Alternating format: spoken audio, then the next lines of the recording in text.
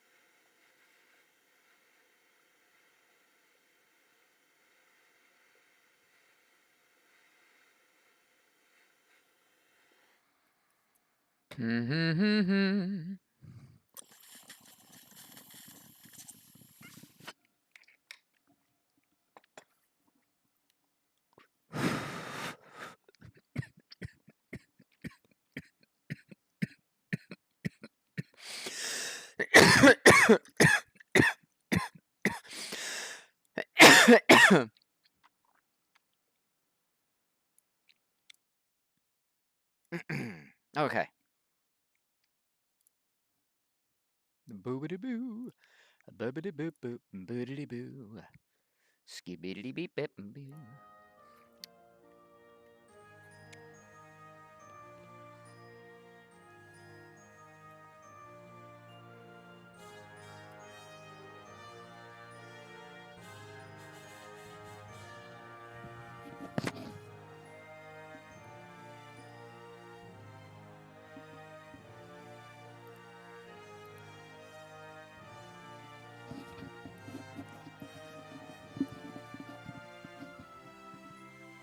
All right.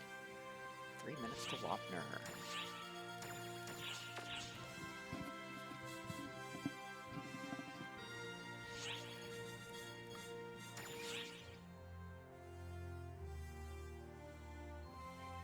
Really, Sega? Really? A Gatling gun on your head? Make sure I don't have Dance 36.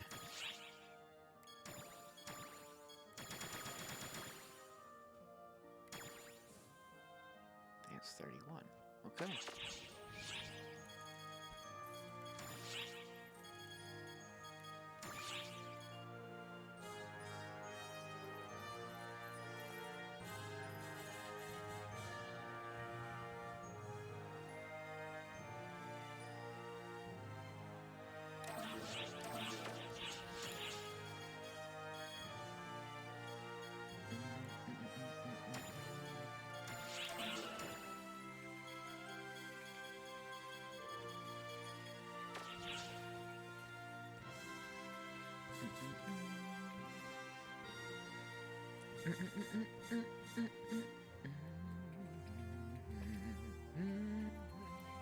All right. Just a few minutes. We're going to get started here. I'm going to literally just run some daily stuff, knock that out. So we're going to start up here, right here. I'm going to knock all this stuff out really quickly. And we'll see what else we want to do after that.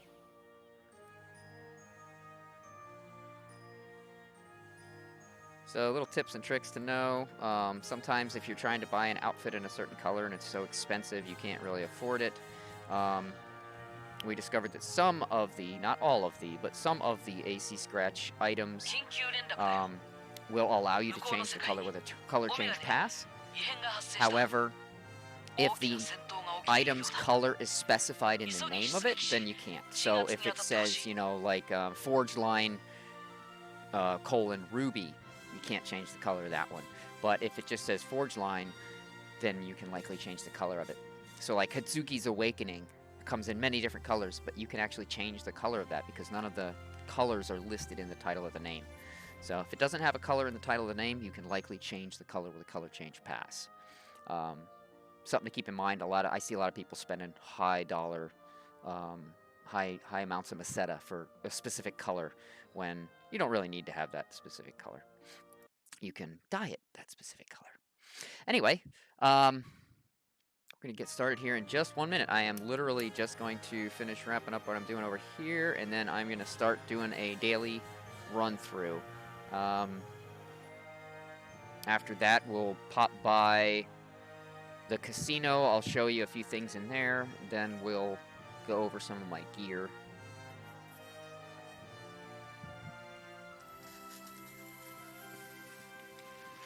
And of course, Road to Episode 6 is coming soon. So we'll start talking about that in the upcoming streams. Alright. So here we have...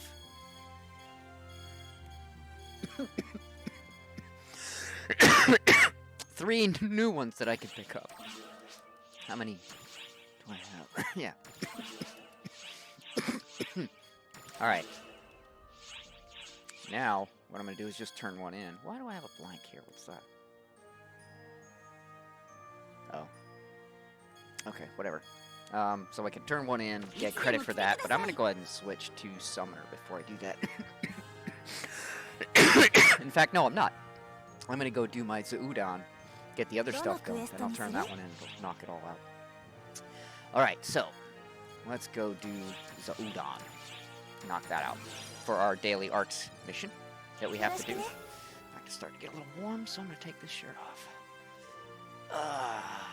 Alright. Let's do it.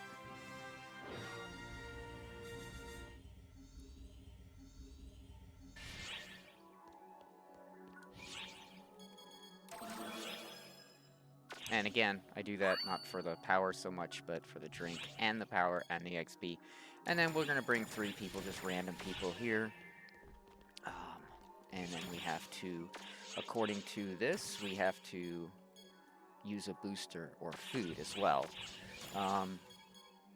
Meseta earned will work, EXP will work, rare drop will work, try boosts will work, food will work, any of that stuff will work. So when you get to a point where you can't use anything because you're already at the max time, or if you're at the max time and you need to use something, just keep that in mind. Use food and stuff, it all counts. Alright. Let's knock this out.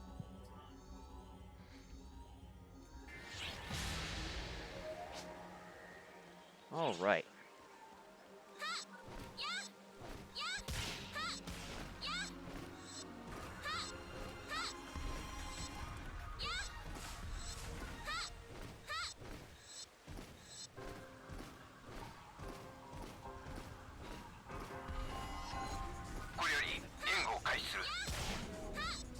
Hi.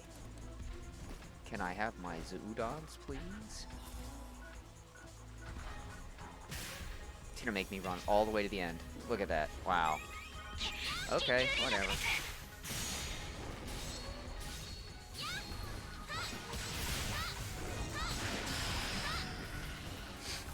Emergency! Code! Attack!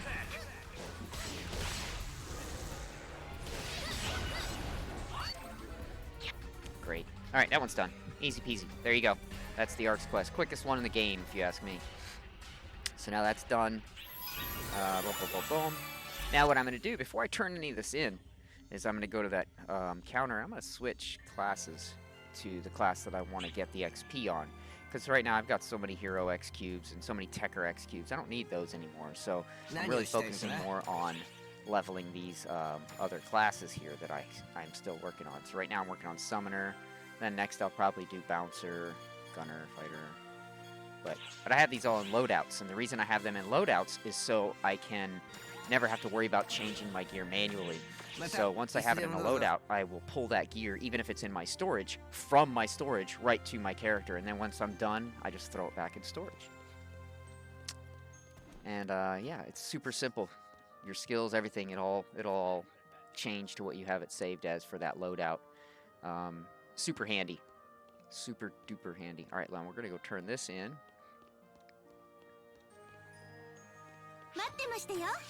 And just pick one. Again, you get 3 of these a day.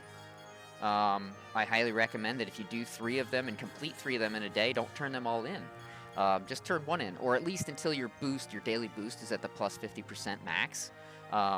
Once it's at the max, you'll just need 1 a day to keep it at the max, as long as you log in every day and do 1.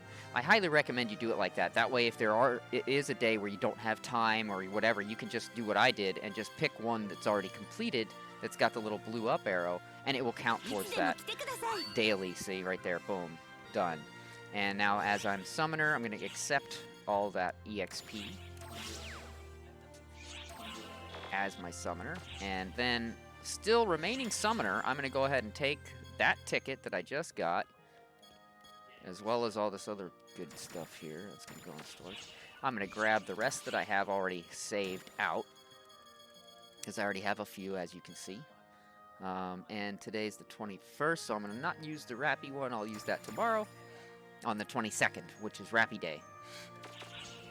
So I'll use that then. But for now, we're going to go do some silver tickets, and then we'll do a gold ticket, and then we'll discuss some more about outfits and gear. But for now, let's just focus on doing these rare missions and show you all the little tips and tricks to getting the maximum amount of XP that you can from them.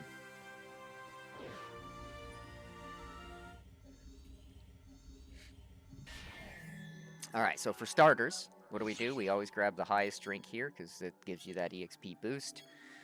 The other ones are random as far as what they give you. Might give you an EXP boost, might give you damage, who knows. Well, it'll always give you damage, but give you something else on top of it. I get this one because it's guaranteed EXP boost, as well as a few other things that I don't really care about. Now, we're going to go into our stats here. We're going to see here that we have the Tri-Boost going for 8 minutes. That's not long, so I'm going to hit another one of those in a minute. I got an EXP, or a Rare Drop, 250 for 29 minutes, and EXP earned. Now, you can also stack other things like food in there. For example, deep fried chicken. Is it deep fried chicken? No. One of the foods will give you oh,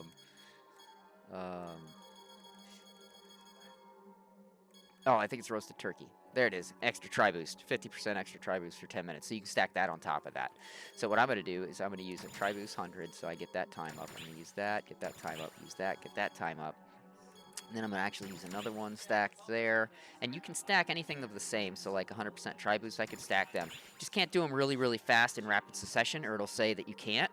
But if you wait a few seconds, then use another one, you can stack them, I think, all the way up to 2 hours or an hour and a half. But as you'll see, I'm going to use the roasted turkey. 10 minutes, that's up in no time. So I'm going to use a few of them. But I just wait a few seconds in between, and it lets me eat. There you go. Now I have 30 minutes worth of roasted turkey. And I can keep doing that until it's all the way up at the max, which it's either an hour and a half or 2 hours. I think it's 120 minutes. I think it's 2 hours. So let's take a quick peek over here at the status effects. So I've got an hour here, 72 minutes here, 89 here, and 60 on my roasted turkey. I'm going to do a little bit more, one more roasted turkey, just to have them all right around the same time. Alright, so now, that's about the best you're going to get, unless you have an EX Tri-Boost, which you could stack an EX Tri-Boost in there as well. And that'll really, really boost your EXP earned. But anyway, for now, that's all we're going to do. And we're just going to go in here and do this. We're going to knock out all these rare missions that we have as fast as we can.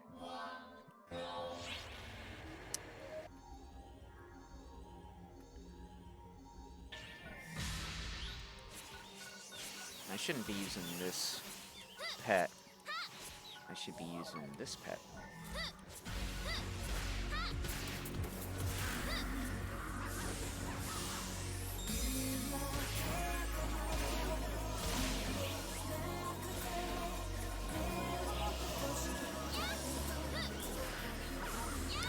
Alright, I am not a summoner. I never claimed to be a summoner, nor have I ever claimed to know how to play the class.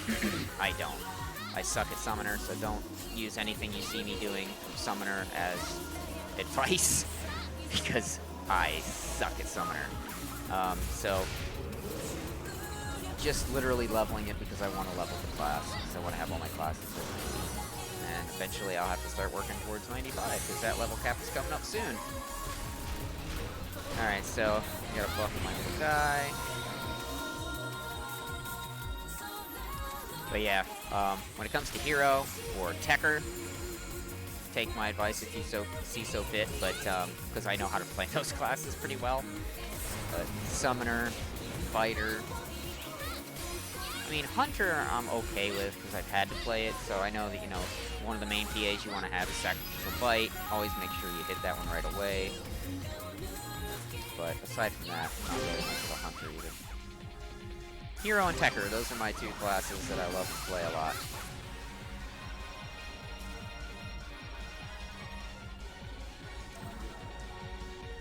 And I'm just doing Summoner to get titles and eggs, so I can get more titles from raising the pets. As you can see here, I've raised quite a few pets.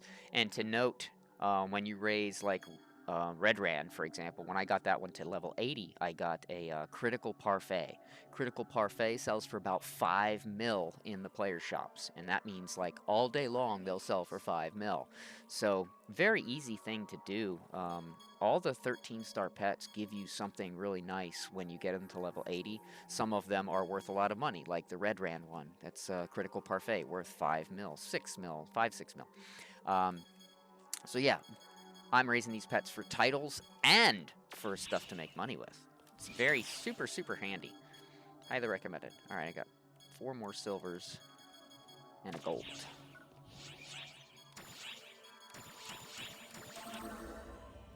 Alright.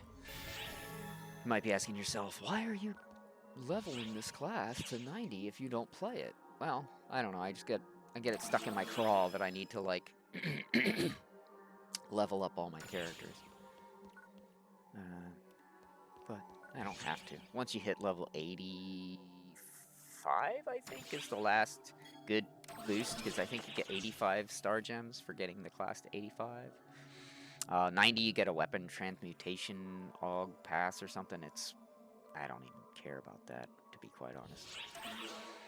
But the level 80 and 85, you get good stuff and title at level 80. And I think at 85 as well. Anyway. Get out there and kill, dog.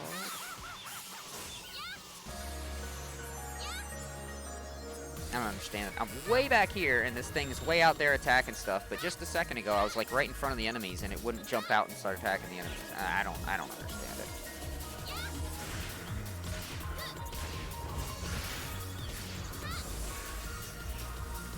Personally, I hate this class. I feel like I'm not doing anything. It's a very strong class, though, considering I don't know what I'm doing.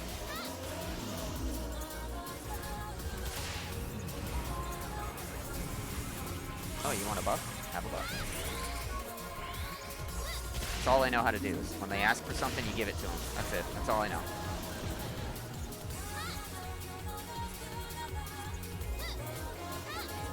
But when it comes to hero or Techer, who's the master? Sure enough.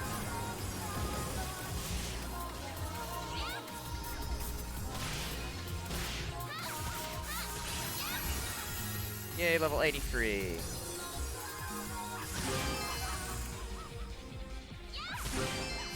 Be happy when I get to 85. The trip from 85 to 90 is going to be straight tedious, because I know that there's really no reason to go 85 to 90. 85, I want those 85 star gems, but 85 to 90, I don't care.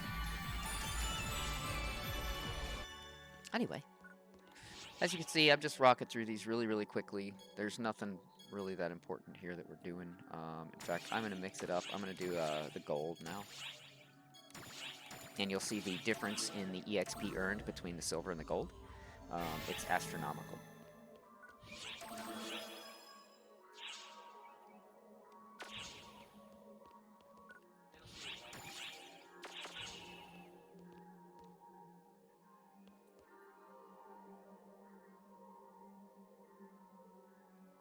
All right, here we go.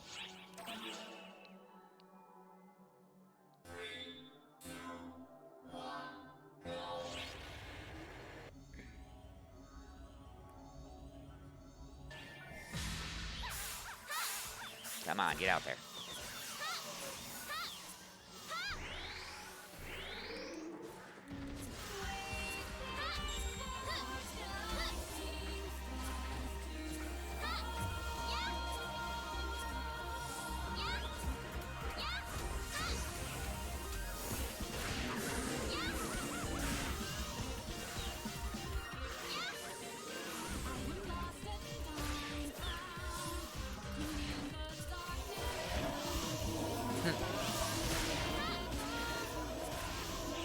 Oh god, these freaks again.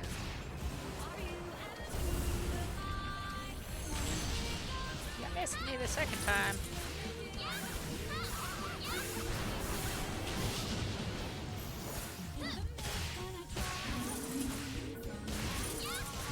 Want to become famous? Buy followers. Doesn't that defeat the purpose?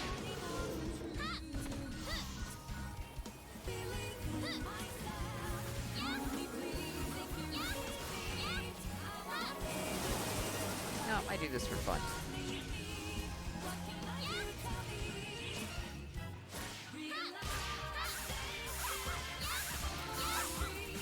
See, 1.95 million instead of 1.3 for the silver doggo. These phantoms, I believe, were only given like 1,800 or less. Now they get 21.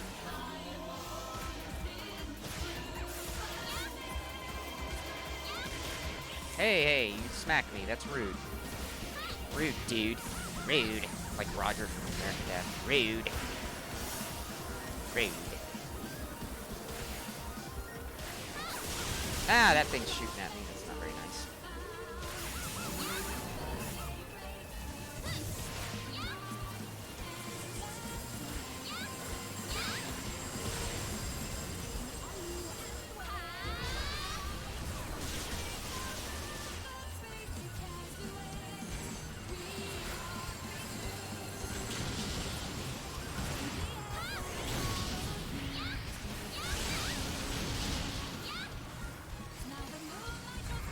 Trying to run me over.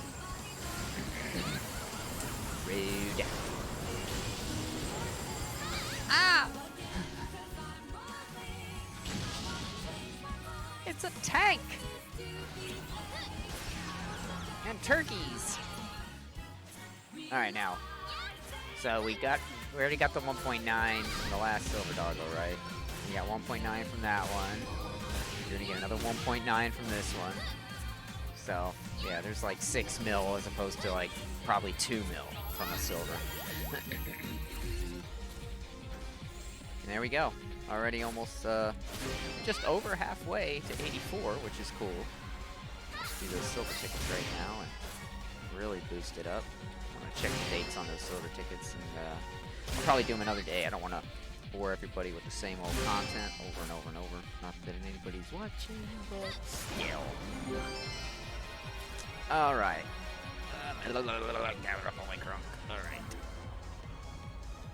Alright, let's clear this awesome chat message, because, you know, we're cool. We're gonna...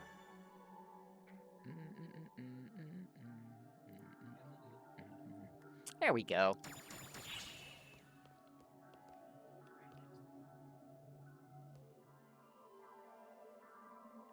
Okay, so yeah.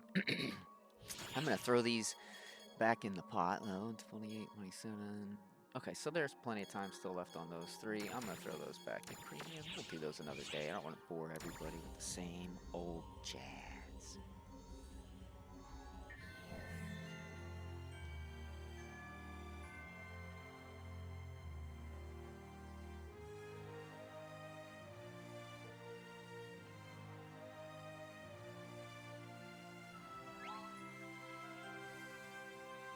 Wow, Hillsboro, Oregon.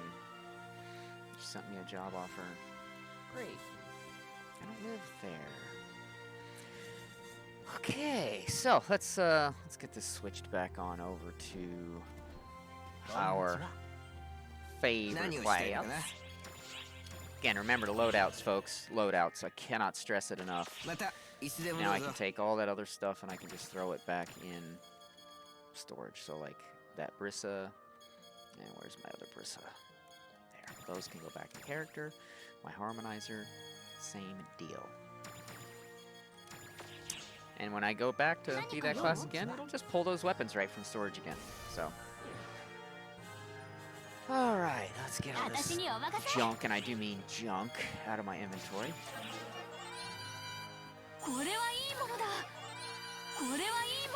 Yeah. Alright, now.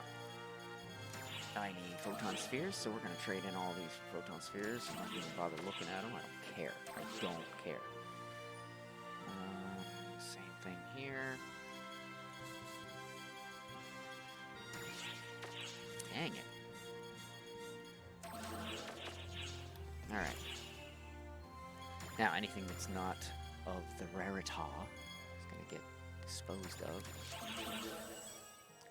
And this stuff I'll just throw back in storage default for now. This can go back in my character storage. Ooh, I got an egg. Yay, I got an egg. Maybe it'll be a 10 star. It ain't going to be anything above 10 star, though. That I do know. Trim, 10-star trim egg. Okay, cool. I'll use that to feed into another egg. Cannibalism. Okay. Who do I have to talk to over here? Hey, what's up, girl? Chicken. It's what's for dinner. Cool.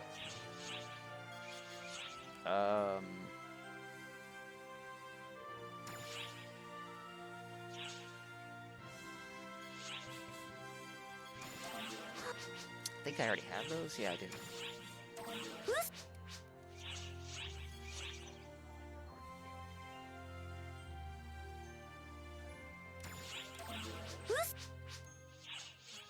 Alright, let's turn these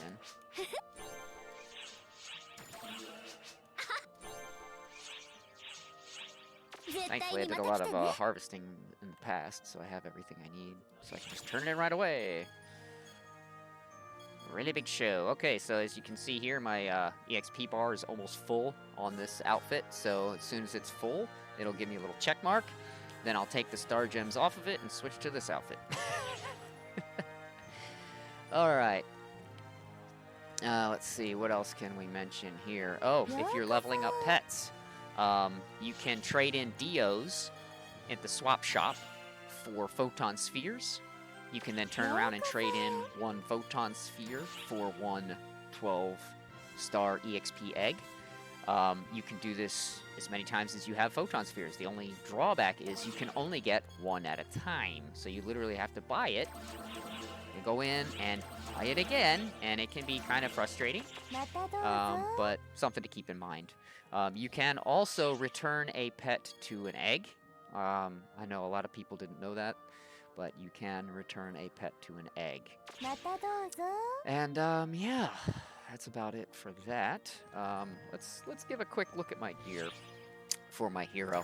So for my weapon, I primarily use my Atlas Farder EX. That currently has Unflagging Spirit, Graceful Might, Time Blow Vitality, Might 6, Astral Soul, Ether Factor, Arc's Fever, and Mastery 3. Now, I'm either going to replace Arc's Fever or Mastery 3, probably Arc's Fever, with the S4 ability, Lifesteal. And then that's going to be it. Then this sword's going to be pretty much done. I'm still working on getting my twin machine guns done. Frustratingly, I need one more ultimate booster, and then I will be able to upgrade them to 35, and then they'll be done. I didn't make these myself. I found these for sale at a reasonable price, so I jumped on it. They had Precision 5 and Burn 5 and Omega Reverie, so I said, ooh, and it was like, I think they were like 12 mil, or maybe they were less. I know they were less than, at least less than 15 mil, and so I grabbed them up, and I did some grinding on them. But they're pretty good by default, so I said screw it. And then this is just my Talus. I just use this for buffs and heals. I don't actually use the Talus very much. I've seen some people use the Talus very effectively. I'm just not real good with it. I'm sure with some practice I could get better, but I'm still practicing the constant weapon swapping. I tend to lean on my sword a little too heavily, but at any rate, so that's my primary weapons. I just carry this because this is the one you get from Zig, and it has the Augmentalist on it, so just by having it in your inventory, you get a higher rate of items with higher augments to drop, and I can vouch for that. It absolutely works. And you can get that from Zig, from just coming over here and talking to him and saying, I want to do your client order, and it's this one. So you just do that, and you'll get that weapon. You could also get this one. I don't really care about it. But yeah, definitely get the Augmentalist. I highly recommend that. And just have that weapon in your inventory. Just make sure you lock it. And that way you'll see me scrolling through stuff, and I'll even have that one highlighted and delete all items, and it'll just give me a message saying you can't, one or more items couldn't be deleted or discarded because I have it locked. Always lock your gear, folks. Always lock your gear. Now here on my armor, these two pieces are coming along nicely. They'll be upgrading down the road to the Chevelles. Right now they're going to be just staying the Clesis. This one will become a Clesis just like these two at some point, but right now I don't have enough augment transfer passes. I have to wait till the reset. And if you come down here, let's take a look at the augment transfer passes. These are super awesome if you already have a piece of gear that you like all the augments that are on it and you just want to transfer all that stuff to another piece of gear. Super awesome, but they are expensive. So here's the different categories. So Hunter, Ranger, and Force EX cubes can all be traded in, and they can all be mixed and matched. You could have like one Hunter and one Ranger EX cube, and they will count as the two that you need to get the transfer pass.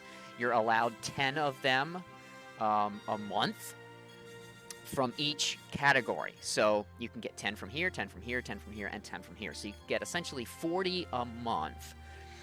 And that timer for the reset is not from when you bought them, but from the actual reset. So it, as you can see here on mine, it resets in 3 days. I have 3 days remaining till it resets. That's for everybody. That doesn't change based upon when you bought it. So if I was to wait until today and just purchased all these today, I would think, oh, I only have 3 more days to wait. That's not long at all. That's not bad. But it's actually a month. So in 3 days, we'll have been through a month. And then I can then purchase the rest of the transfer passes that I need to finish my last piece of armor. But I needed, I think it's 25 per armor. Yeah, I believe 25 because it's a 6 slot. I used a pop item, and yeah, so Elegant Might I threw on there with a pop item. They were actually 5 slotted, so they did not have Elegant Might.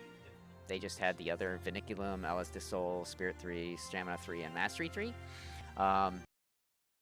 Reward sub.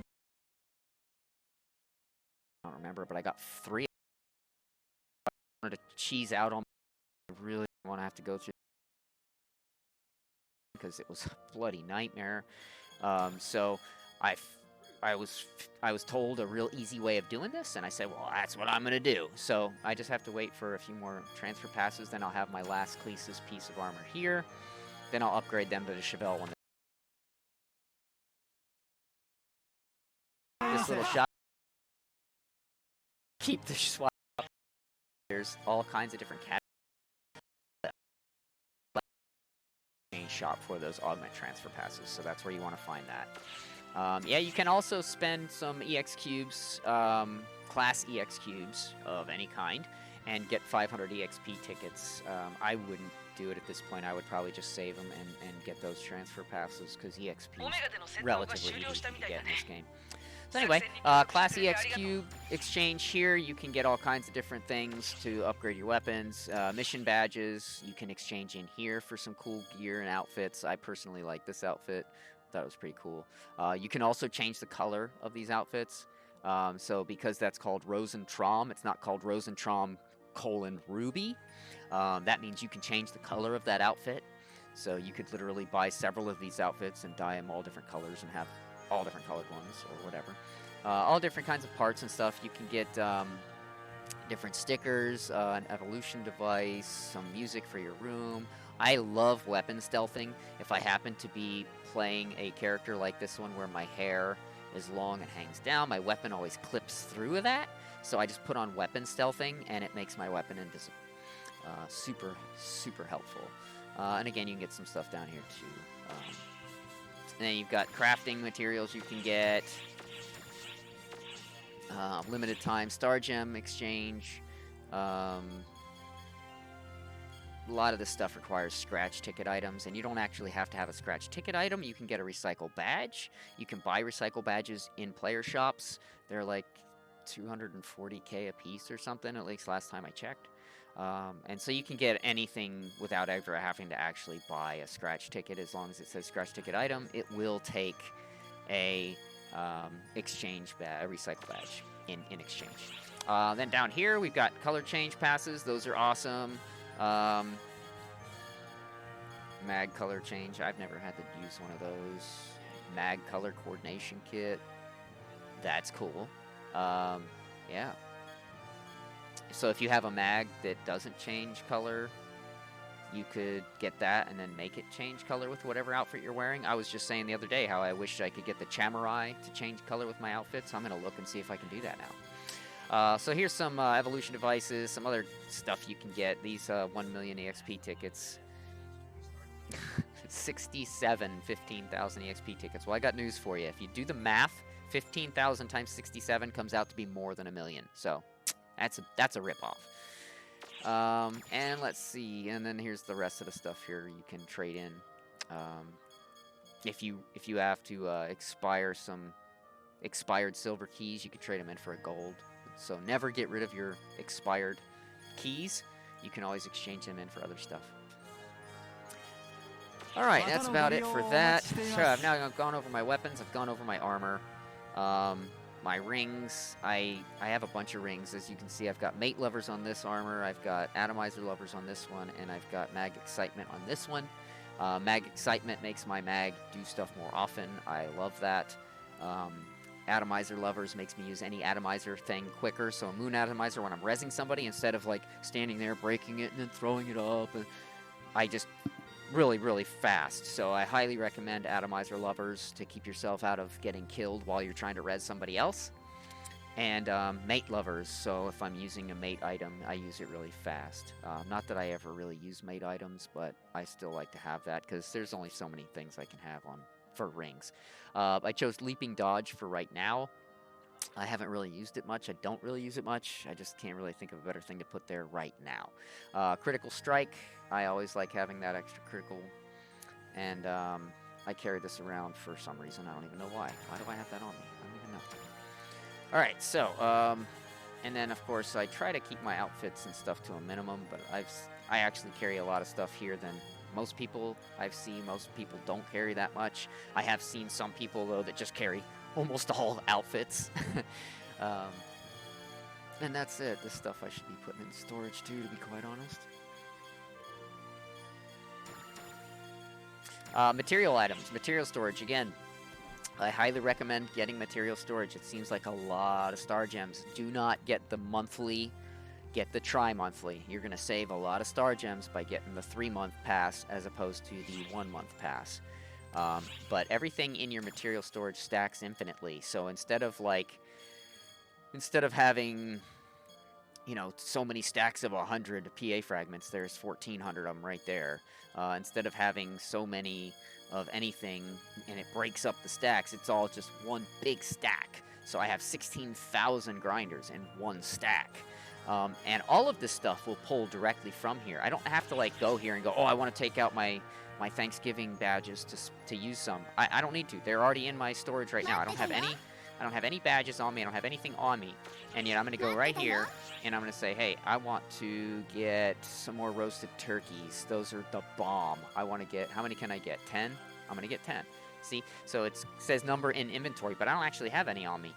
They're in my storage because I just put them in my storage. So there we go. Now that's done.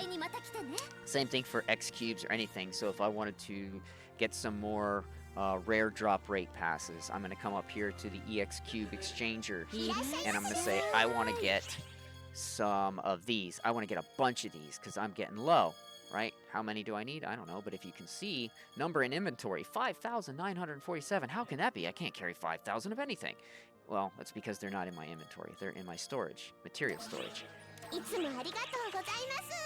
So now I've just read up some of my rare drop rates because they were starting to get a little low. And there. So, oh, yeah, I've also completed that. So, anyway, that's why I say having material storage is super fantastic. It also will draw almost anything that can go directly to material storage. It'll do that. So if I go and if I do some harvesting, you will see that I get a lot of different items from harvesting, but most of them will be going right into that material storage. I won't even see them in my inventory. Some people don't like that because then they don't know how many they got. They actually have to look in their storage, but people complain about having to look in their storage, and to that I say, learn how to use your search. So if you're going into look for something, for example, let's say I want to see how many ultimate boosters I have. I just type in ultimate and then search. That's a bad example. Let me type in boosters and I don't have any. All right, great. Let me go here and search for ultimate booster. Do I have any? Yes, I've got 4. All right. So I've just learned something by showing you guys how to search, that it will not search through material storage when you do all storage. It only does these and whichever one you have highlighted down here. So it won't search these either because they're grayed out. So if I wanted to do an all search, for example, let's find something here like my Rappy suit, right? If I want to do all storage search for my Rappy suit, if I don't have storage 2 lit up, there's the Rappy suit right here. And it says that it's in storage 2. But if I didn't have storage 2 lit up, let's say I had storage 3 lit up, and then I went and searched the same search, see, my Rappy suit's not coming up. My mini one is, but that's in my character storage. That's not in the storage 2. So storage 2 won't show up because it's not lit up. So anyway, be wary of that, my friends. And something else I just learned now today is searching in material. You'll need to physically search material storage to search for something that's in there. Did not know that. All right, now what I'm going to do is check my mag right now and see if it supports any color change. See right there, dang it, color, mag, changing mag color not supported. So that means I can't make it change to my outfit color ever. And that's a bummer. But at least now I know you can do that with some mags. Alright, so that's about it. I'll go over, I guess, what I have on my bar now just for grins on my sub-palette. So I have several sub-palettes set up, some for when I'm running Tekker, some for when I'm running Hero. But this is my primary Hero bar. Wait, this is my primary Hero. Yeah, this is my primary Hero bar here. So I have my Resta, my Anti. So obviously, you know what those are for. I have my Hero Time. I've got my Julius Nifta for my Photon Blast. I've got my Dark Blast. And I've got my buffs, which I rarely use because normally I'm in a party that people are buffing me.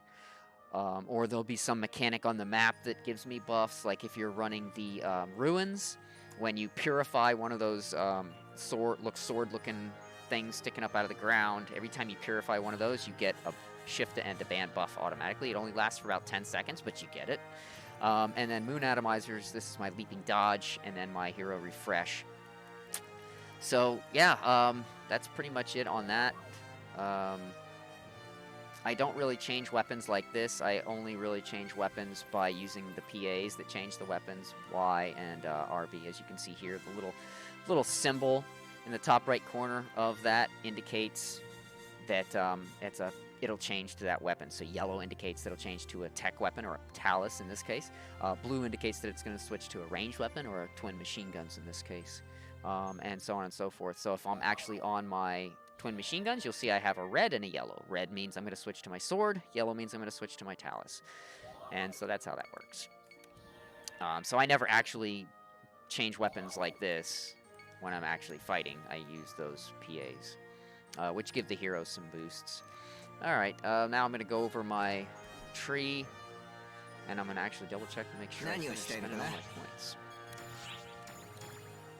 Alright, so obviously I've got the top ones all done and cleared out. Let's do it like this. So we're going to go max out all these, pretty much everything all the way down. You just don't want to mess with the bottom row. These don't really give you that much. HP up maxed out fully gives you an extra 50.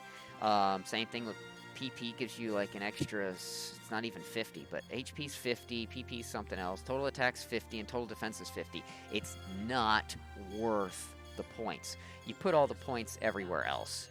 I didn't put it in Come Again because I don't use that very often, but that allows you to use the Talus skill where you throw out like an aura and you can travel to it. It leaves that aura there so you can then travel to it again. Not really that helpful unless you're a badass Talus user. I'm not, so. But everything else you can pretty much max out. Victory Shout's not maxed, but everything else is. All the way up. All of it.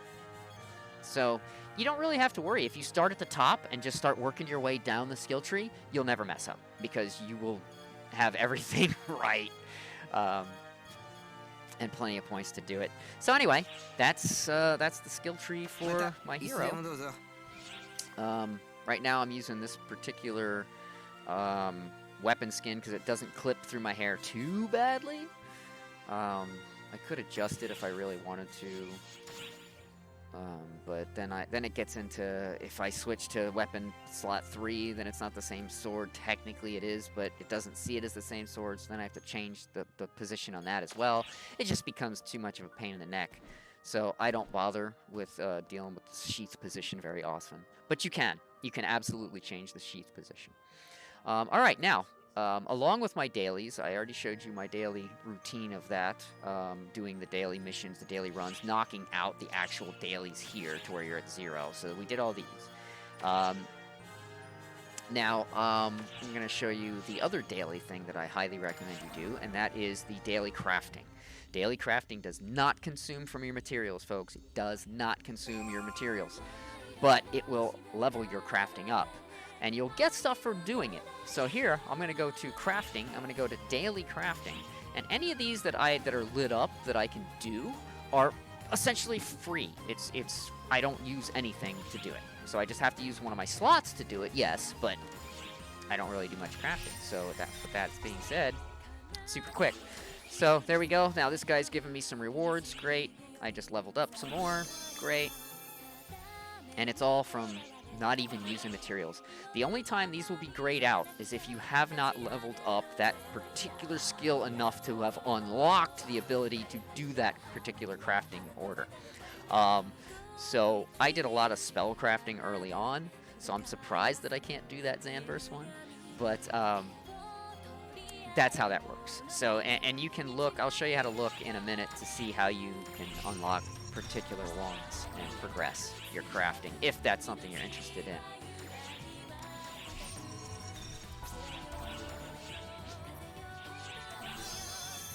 See? Leveling stuff up, and I'm not using any of my materials doing it. Just some of my time slots. And I have so many of those Lilipium, or however you pronounce it, items that I can erase and reset my time if I wanted to. It's ridiculous. So now I just did all that. I got money as rewards, and I also got all these guys as rewards. For doing nothing. Essentially for doing nothing. Highly recommend every day you come in here and you see whatever you can do. Crafting, daily crafting, do what you can. And then you get goodies. Lots of them. And money. And you level it up. So here you go under crafting achievements. You see the different categories here. You've got equipment extensions, you've got photon arts, you've got techniques, and you've got timed abilities. I've not done any of that. But I got really heavy into my techniques. I really want to try and get to level 2. I'm at 67 out of 150, so I'd have to craft that many more up to 150, and then it will unlock rank 2, recipe 2 for certain things, and so on and so forth. Sometimes it's easy, like this one I just had to craft 1 and then it unlocked it, and then I had to craft 5 and it unlocked it, 25 and it unlocked it. So that's how that works. You can just look into your crafting achievements and then just toggle through the categories at the top, and you'll see where you're at, how far you've progressed, and what you're doing. And again, I've not done any photon arts at all, ever. I've never crafted a single one, and you can see I've progressed really far, and that's only because I'm doing my daily crafting every day. Highly recommend you do it, folks. It's easy peasy. Again, it doesn't even require materials to do it. So that's that, and this is my room. Got my little Kuna stage here. I've got another little Kuna stage in here. This is what a lot of people call the seizure room. You're prone to seizures, don't come in here. And my little porch, my little gaming area. So, got a little photon gotcha and my parrot and some games. I don't even know how to play this game. I know how to throw dice. I know how to throw darts. I have no idea how to play this game. Like, it just doesn't make sense. My cage for when people misbehave. And some fireworks. This is the thing I was talking about. When you do the ruins and you purify one of these guys, when it has like the little red bugs on it and you kill them and you purify it, you will get a buff of a shift to end to band for about 10 seconds. And it's funny because when I play it on this character, when I do it on this character, every time I get a buff, my character says, arigato! So I'm constantly saying arigato when I run that mission. It's funny. And yeah, just some stuff here. If you want some watermelon or stew, you know, I got you covered. My Lillipans and Profound Darkness and my other room with my shop and stuff. So yeah, it's just a fun little room. My mat, provocative mat. Anyway, that's my room. Hope you like it. Feel free to visit anytime you want. I'm on ship 1, folks. Ship 1. And let's see, what else can we do here? I'm gonna go switch on over. How much XP is that gonna give me? Oh, I gotta draw a fun scratch ticket.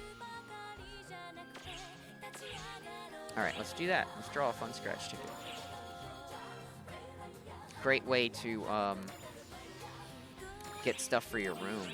Fun is pretty easy to come across in this game. You can get it doing just about anything. And it's super helpful. Just giving people a thank you when you buy something from them will give you fun. Bringing people on missions with you when you do them, not real people, but like they're bots, their partner machine, will net you that. And if you have never registered your own partner machine, highly recommend you do it. So how to do that is you go to the Visiphone here and you go to Friend Avatars. Click on Friend Avatars. I'm going to check mine. So my friend avatar is my Techer, and this is what she looks like. And she will buff and support her team. And it says right in the comments there. So if you look here in the comments, it says I'm here to buff and support my team. Need buffs? Bring me. So the personality means nothing. Nothing at all. It has no bearing on them at all. So you can choose whatever personality you want. Attributes and titles totally do have a bearing on what they do. So, for example, Sun Lover means she's way more active when it's sunny out. There are some that say Male Lover, and they will work better when there's a man in the party. There's Female Lovers, where they'll work better if there's a female in the party. There's Cast Lovers, where they'll work better if there's a cast in the party. I try to avoid those because they can really be niche, but if you're always bringing a cast with you, make it Cast Lovers. If you want to bring, if you want to have your bot set up like that for someone else. Titles, recovery and support, that's basically what she's going to do. She's going to send recovery and support. And then the comments are just so people know when they're looking through the bots and who they can bring. They say, oh, this person says I'm here to buff and support. Cool, I want a Techer. I want somebody that's going to support me, keep me alive, give me buffs. So I'll bring that person. That's what that is. That's not actually what they say when they join the party. What they say when they join the party is based upon what your shortcuts are. So, for example, I'm getting ahead of myself. Now, you want to add friend avatar, you would click that, and then you would select all those attributes, and then you would say, okay, then that would be your registered partner. Keep in mind, as you level up, they do not. You'll have to re-register that partner every time you level up, so to keep them in sync with your current level. Now, if you have a max level, like I have a 90-90 in there, my Techer's level 90, if I'm running on my, I'll show you right now. If I switch over to my Summoner, who is only a level 84, 83, something like that. Yeah, 83. So now if I switch over to my Summoner and I go back and I check that same thing, I say friend avatars, check friend avatar. Look, it says Techer, level 83 now, not level 90. Why is that? Because I'm on a level 83 character, and for some weird reason, it scales your friend avatar down to whatever level you are at the time. So keep that in mind. If you're going to be leveling up a character, just know that your friend avatar, even though they were max level, they're not going to be max level. at least on display for you. I could not speak for if somebody actually brought them. Anyway, I'm going to go ahead and accept this stuff now because I'm on the character I want to be on. And switch back to hero. See how quickly I can switch between all that stuff? Super duper easy. The only drawback and the only negative thing is I have to put my stuff back in my character storage when I'm done. Like my 2 armors and my ring. I have to all go back into character storage when I'm done, which is a little annoying, but trust me, it's far less annoying than having to redo your entire loadout. Alright, so there we go, and that's about it for that. Really easy, simple stuff, not too hard. And then what else was I talking about? I was getting ahead of myself. Oh, right, chat shortcuts. So, let's go into our settings, let's go into chat settings. And so when you go into here, we'll go into this shortcut, auto chat. There we go, auto chat. So this is what I say when the quest starts. This is what I say when it completes. There's all kinds of different things in here. I don't recommend you fill most of these in because otherwise your character will be so talkative, you will piss people off. Because so much stuff happens during the quests, and your character will just keep talking. So here I have voice 7 that basically just says arigato. So whenever I join a party, I say, thank you, need some help? Thank you, can I help? Down here, this Toje means I'm going to shout it out. Thanks for the invite, let's do this. Moya means I'm going to do the little thought bubble. It's going to go whoop, whoop, whoop, whoop. And I'm just going to have the thought bubble above my head. So anytime you prefix a statement with /MOYA, it's going to be the little thought bubble. And /TOGE is going to be the loud, like, slam, like, shouting.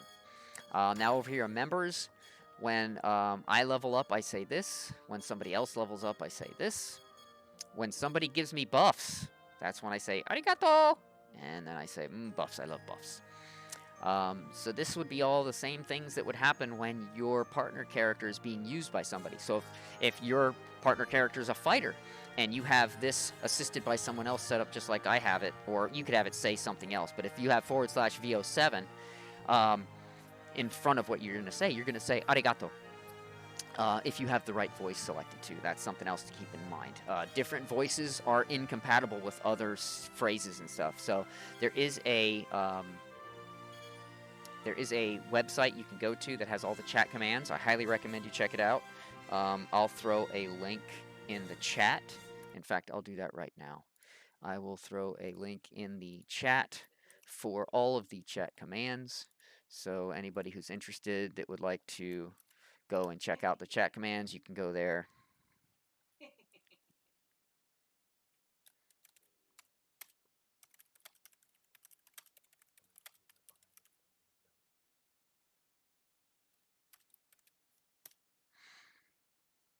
Alright, so there we go. So if you wanted to get there, you could totally get there. At any rate, so these are all things that your character will say automatically. This is if you die. I highly recommend you have one that says, hey, I'm down, or hey, I need help, because sometimes when you go down, people might not see that. But if you have something that says something like, hey, I'm dead, oh, I'm down, somebody's going to know something's going on and they're going to look. When somebody revives you, you're going to want to say thank you. So I highly recommend you have that set. And then the rest of these I would not, because you could literally have your character just talking the whole bloody time. Photon Blast activated, you could have something that says that. Dark Blast as well, because that's not something that's happening all the time. So it's not going to bug people if your character says it once in a while.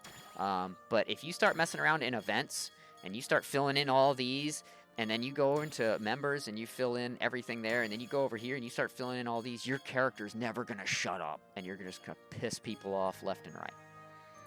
So that's it. So there's some chat commands too. So now we've gone over chat commands, we've gone over my gear, we've gone over outfits. I've given you a link in the chat for chat commands in the game, and there's a lot of them, text, colors, and everything. So like if you wanted to have your online status, see mine says Heavenly Hero, but it's actually the command squiggly yellow, squiggly heavenly, and then space hero red. So that's what it looks like when I type it out, but this is what it actually looks like in text if you're going to write it out. That is also in the description there in the chat box. Click on that link. You can check out all the chat commands. Highly recommend it. Super duper duper helpful. Let's see, what else? So now I think I've gone over that. I've gone over how to level quickly. If you really, really want to level quickly and you just cannot afford to spend any money in the AC shop, because the AC shop is really where you're going to level fast. These guys here, 150% EXP boost, and it lasts for an hour, folks. Not 30 minutes, an hour. Totally worth it, but if you can't afford that, that's cool. I get that. I totally get that. Just go to the player shops and type in... Really? Thank you. And type in 75. There you go. EXP earns 75%ers. So you can get 75%ers in player shops, 24K a piece. They only last for 30 minutes. I do apologize. There's nothing we can do about that. But still, 24K a piece for 30 minutes of 75% on top of everything else. And that includes tri-boosts and everything because those all stack. It's worth it. I would just recommend you buy a bunch, have them on you, just always have them active. For gaining fast XP, as much as it pains me to say it, Buster Quests are the way to go. So if you have the ability and you've done the necessary required story quests to unlock it, I highly recommend that you do Buster Quests. Buster Quests are 8-person parties. They are... not necessarily easy. They're kind of easy at the beginning. Then as you level up within that, you have stage 1, stage 2, stage 3, and stage 3 plus. The higher that stage, the harder it gets. Stage 3 and 3 plus are quite complicated, so I don't really recommend those for leveling up when you're like not stronger. But the low stages and the free play, free match, highly recommend them for XP. You can get great XP in Buster Quests. Like, great XP. Like, probably the best XP in the game. Next to those, I would say, are advanced quests. Advanced quests are almost always boosted XP by 100%, sometimes by more. Just always look at the little symbol to the right and see if it says EXP up, what it is. I think right now they're still giving us one... expedition a day that's boosted XP. Oh no, they didn't. They stopped that. Alright, they were doing that for a while, but they're not doing that anymore. So between doing that, I would also recommend that you do your 3 recommendeds, because you see that little symbol right here? This little symbol means you're going to get a box at the end of it, a little gift. And sometimes it'll be a rare mission. And those are the bomb. Alright, now, pardon me for a minute while I block this very rude bot. I only recommend you blacklist them if they're doing that little slamming, the /TOGE on their thing. And the reason I say that is because you can only blacklist 100 people. And then if they are doing that slam, I recommend you report them for real money trading as well. That way they will eventually get banned. We don't need toxic things like that in this game. We just don't. Nobody wants it, nobody needs it, and it's just frustrating and annoying. If they want to spam quietly with their regular spam, I ignore them, because they're not really evasive to my ears and my face. Anyway, so back to the mission. So again, advanced quests. Just always scroll through everything and look. I mean, sometimes you'll see like a little boosted EXP symbol. Like this recommended here, as you can see, it's got this symbol, which means it's a gathering quest too. So you can get your gathering done. You can get your daily chance at one of the boxes done and one of these just all in one shot. It's really cool. I recommend doing them every day. You can only do them once per account, though. So if you have multiple characters, you're not going to be able to do them and try for that box multiple times, because you'll notice once you complete this, that little symbol disappears, which means you can't get that little box again. And then if you log onto your other characters and you look, that box will not be there because they can't. Only one per account per quest. So you get 3 a day to give you a shot at those rare tickets. Sometimes you get rare tickets, sometimes you get nothing. But mission badges or stupid stuff. Anyway, that's that. And then subquests, Buster Quests, great XP. Arcs quests are the fastest, some of the fastest quests in the game, like Zoudon, the fastest one in the game. Just always be mindful of the quests and what you're looking at. Like, if it's got a little symbol over here, it normally means it's something, whether it's a boosted XP, boosted drop rate, boosted this, boosted that. Just always pay attention to that. And like all of these advanced quests have boosted XP by 100%. Some days it's 200%. But nothing beats a Buster Quest, though. That is a fact. Nothing beats a Buster Quest when it comes to raw XP. So yeah, the good news is advanced quests you can be in control of. You can bring up to a maximum of 4 people. You can bring bots. So if you're soloing, bring those bots. It doesn't matter. I mean, real people give you more XP for a team boost. I believe it's 40% for a team of 4. But if you have bots, you'll get at least 20%, maybe 30 even. So you're going to get more XP for having those extra bots. So don't feel like, oh, I don't need bots, I'm not bringing bots. Bring them for the bloody extra XP. Same thing goes for pretty much anything you do. If you're doing it and you're trying to get that extra XP or extra drop rates for rare stuff, always be in a party. The more people that are in a party, the better your chances. And that's by default. So I always scratch my head when I go into these like UQs and there's like all these white names, and a white name means they're not in a party. If they're in a party, they're either dark blue or light blue. If they're light blue, they're in your party. If they're dark blue, they're in someone else's party. And you can change these colors in your settings too. So if you want to have different colors for those, you can change that. But my point is, you can always tell somebody who's not in a party because their name is white. If they're not in a party, I'm just scratching my head. So anyway, that's the deal with that. And I have to take a phone call real quick, so I'll be right back.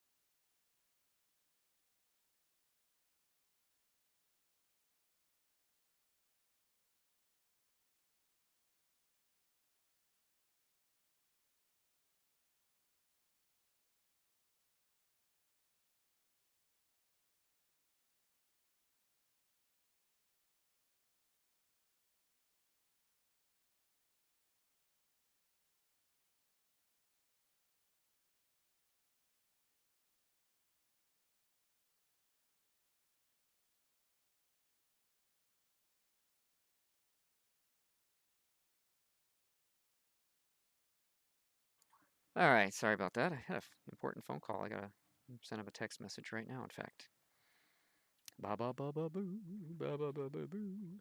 All right, so we've got our.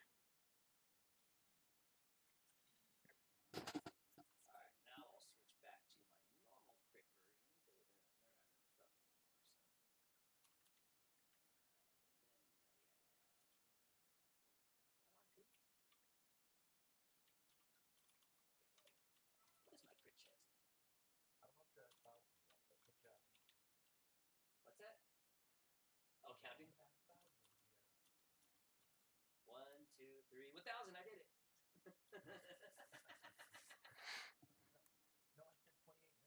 All right. So there we go. All right, just kill everything we can. Fuck you.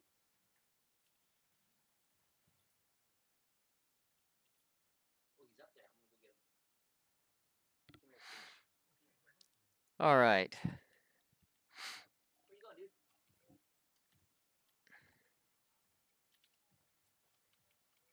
Okay, Sheriff's dead. We spend so much time talking and not enough time fighting this problem. It's a problem most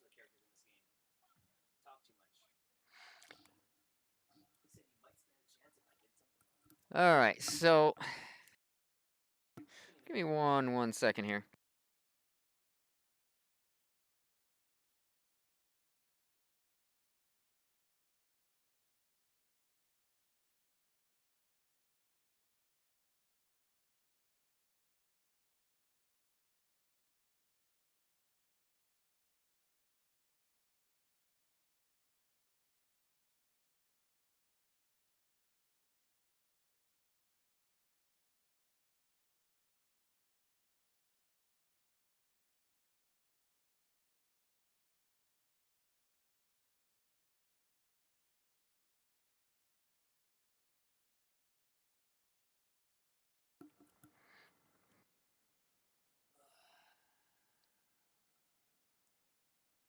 Yeah, let's see if the 1 APR. See if that works. All right. Hopefully that'll work for him. All right. So anyway, that's just stuff to keep an eye out for. Different boosts at different times, and yeah. If you haven't already done all your story missions, I highly recommend you go through them. When you're doing these story missions, you can skip through it if you're not actually interested in knowing the lore. If you are interested in knowing the lore, but you don't want to sit there and skip through it the whole time, um,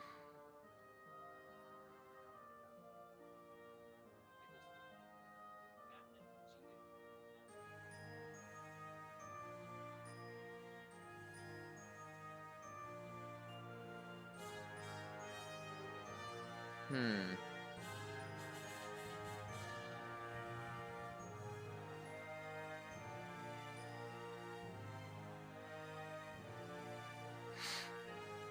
All right, anyway, back to what I was saying here. Sorry about that. I keep getting distracted with some work stuff. So, if you come in here and you want to do something and you want to skip it, you can watch, I believe it's episode 1 through 3 is available on Hulu, the PSO2 Oracle series. You can literally watch episode 1 through 3, and you just want to place your character in the place of Ash. So there'll be a character in that series, your Oracle, called Ash, named Ash. That will be essentially the generic version of where your character would be if you were doing the story in the game. So you can watch episodes 1 through 3 basically that way, and then so you can skip through all these and get them all done and get all your goodies for doing them, because they not only have main story expeditions, but they have sub-story expeditions. And if you look, chapter 2, here's all the different chapters for episode 2. There's 10 of them. You could pick any, or you could say all. And these are all of the missions for that main story. Seems like a lot, and then here's all the sub-story ones right here.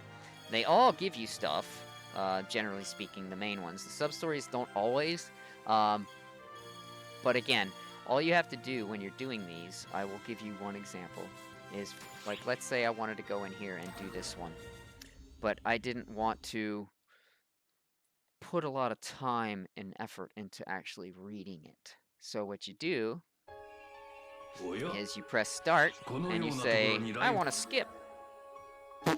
So unless there was something you had to say, it would have skipped to that. Then you say it, then you press start and skip again, and then you're done. So you can literally get through every single mission that way. You could literally blast through the entire episode 1 all the way through 5 in one day, just by flying through them and skipping through them. So as you can see, I've already done all of mine. I'm just waiting for this, which I can't get until I complete the Malevolent Void, which comes out on the 25th, which is next week. And then I'll get these 2 things here as my reward.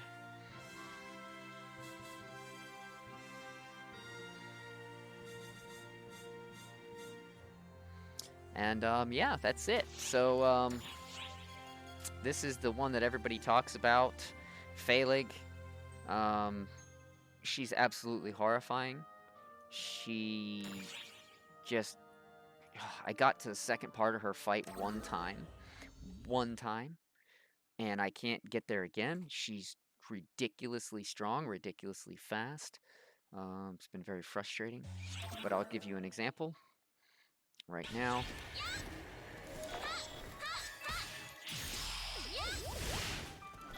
You Emergency. You just gotta keep moving, otherwise she's gonna hit you.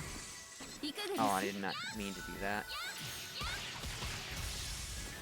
遅いですね Why are you shooting that way? My target's over here.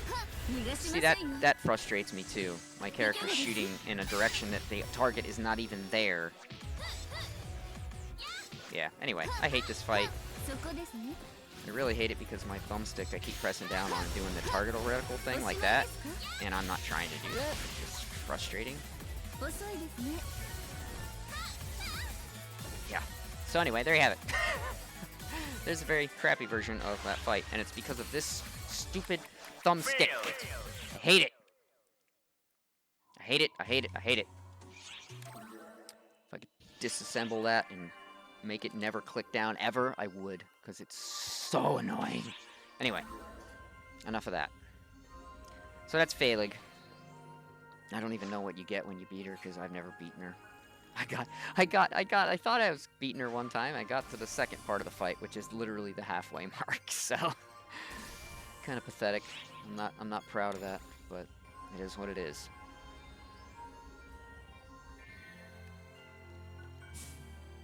At least I can get farther than I can with my Tekker when I fight her, because my Tekker, it's super annoying. She nerfs your heals. So my Tekker can heal for like well over 1,000. Like fully heal me in one fully charged heal, but not in there. Fully charged heal heals for like 120. Stupid. It's so dumb. それでは Thanks. How far have I come on my collection folder? Trying to get these eggs so I can finish raising it. So close. それでは Wait, does it tell me? Does it tell me which mission I need to do? Expeditions. Just says expeditions. Doesn't tell me what kind. それでは Great! Super! どのク Anyway. エストにする So that's about it. That's all I can think of right now. Yeah, I put a link in the chat for the chat commands. I've gone over gear, I've gone over chat commands. Here's something else you should probably know when you press your, I believe on the keyboard it's the escape key. No, that's the main menu. It's F9. F9 on the keyboard, or the back button on the control pad. You'll want to hit that right trigger or whatever it is up the top and prioritize it for multiplayer. Trust me on that. It gives you the ability to lay down a party beacon. Without that, you won't be able to get people to party up with you. It's way better. But you can change it to be however you want it. So just know that that's there, and you can change your layout. I like this one because I need to be able to place and remove party beacons, and I travel to my personal quarters and my alliance quarters all the time, and I go to the salon and Frankus Cafe all the time. So, super helpful for me. Speaking of alliance, I should have done my alliance buff before I tried fighting Failig, and I would have had a little more damage. But yeah, so. And our alliance quarters are still in space and doing nothing. That's awesome.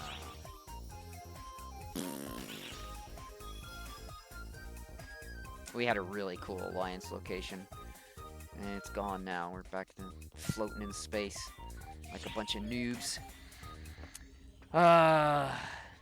If you're not already in alliance, find an alliance. Try to find one that's got a fully leveled up tree if you can.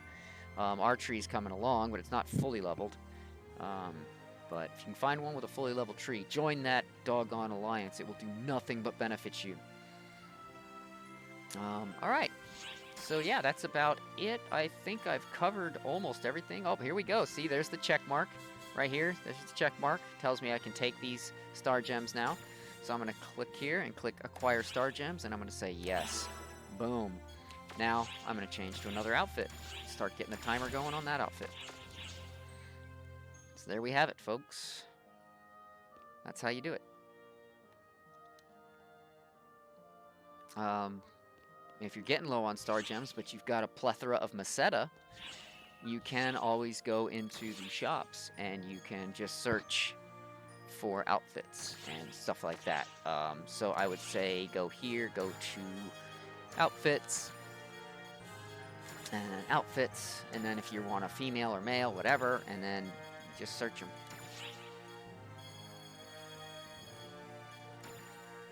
And you're probably not going to find any on the low ends with star gems. You're going to see a bunch of people selling the stuff that they were able to start with. There we go, there's some. So there you go. So 446k, you can get an outfit with star gems, then all you have to do is wear it for, I believe it's 24 hours, and boom, take the star gems. And the more characters you have, the more characters you can put the outfits onto to have them wear to take them star gems off. For example, I have 7 characters, so I could have 7 different characters wearing outfits, so 7 times a day, 7 times a day, I could get star gems, 10 star gems. So I could get a maximum of 70 star gems. You have 20 characters, you could get a maximum of 200 star gems a day. But of course, you have to have that many outfits that have star gems on them to take. So it's not really cheap, but it is another way to get star gems. I'm going to run us to the casino now. We're going to show you another way of getting some star gems if you're rich in coin. And that's the casino. So in the casino, you can trade in for star gems weekly as well. Now, I don't recommend doing this if you're not rich in coin. And here's why I say that. Because if you look, when I get the 2 that I'm allowed to get, will give me a total of so many star gems. I can get 5 star gems from there. I can get 10 from there. So what's that, 15? I can get that one 6 times. So that's like 30 star gems or so. Anyway, point is, 11,000 casino coins for one time of grabbing these suckers. So be very careful. It's helpful to be able to come here to get those star gems, but it can also be detrimental if you are planning on using your casino coins for something else. Again, I've got 13,000 right now. I had 60,000 casino coins, and I kept coming in here every week and getting these star gems. And then I quickly realized, oops, maybe I don't want to do that as often. So yeah, the casino is a great place though to come, and you can exchange different things here. You can get triggers here. You can get all kinds of different stuff at the casino with coins. It's good to know, but again, you'll probably only ever go for those because those are the most valuable. Normal prizes are cool. Once you get them, you've gotten them, so it's like whatever. But yeah, you can get the Nayu evolution device. It's not the Surfin' Nayu, it's just the regular Nayu, but it's still a good one. And then different things you can change, different weapon skins, all kinds of stuff. And that's how you do that. Oh, I'm getting messages here. Okay. Alright, so, yeah, that's the casino there. Oh, yeah, something else important to know. Franca's Cafe. So, in Franca's Cafe, and this is per character, you can trade in with this lovely man over here and get these goodies. So, I've already done it on this character. I'm pretty sure I can switch to my other character and do it again. In fact, I'm going to do that right now so we can check. But here, each one of these that you turn in, you only have to turn in one, mind you, you're going to get 100,000 Meseta. So that's 600,000 Meseta right there. And if you wait to do those until you do your make mission, or here, this take orders, make more Meseta, all you have to do to complete that is to make 200,000 Meseta. So you turn in 2 of those missions to him, and now you've completed this one as well. So now you've made 1 million on top of the 200k. And, well, plus 600k. So really, you could make 1.6 mil a week. All right, now I'm going to switch to my other character real quick, and I'm going to see if I can collect those on my other character. Because you know what? I don't believe I've ever experimented to see if I can. So let's see right now if that's something that's doable. And I'll just go on Elora.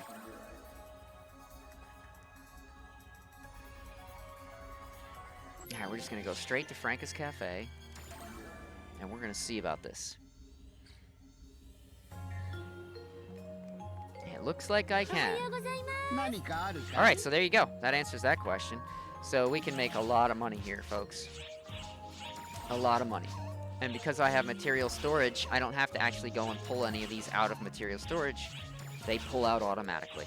Another reason I was explaining that I love material storage.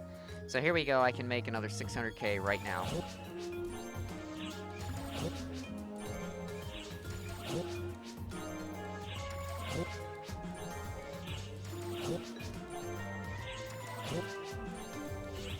Boom, done. There, I just made 600k.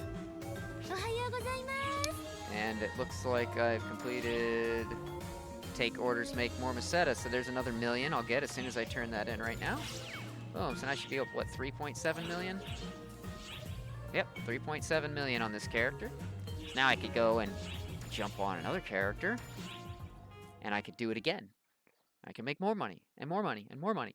And it's just a matter of having all those items already stocked up. And the only way to do that is to literally do your harvesting as much as possible. And once you run out of stamina on a character, like you can't harvest anymore because you're out of stamina, switch to another character. And by the time you're done, because you can have 3 characters for free, so by the time you're done doing that, yeah, let's do it on Castiel, why not?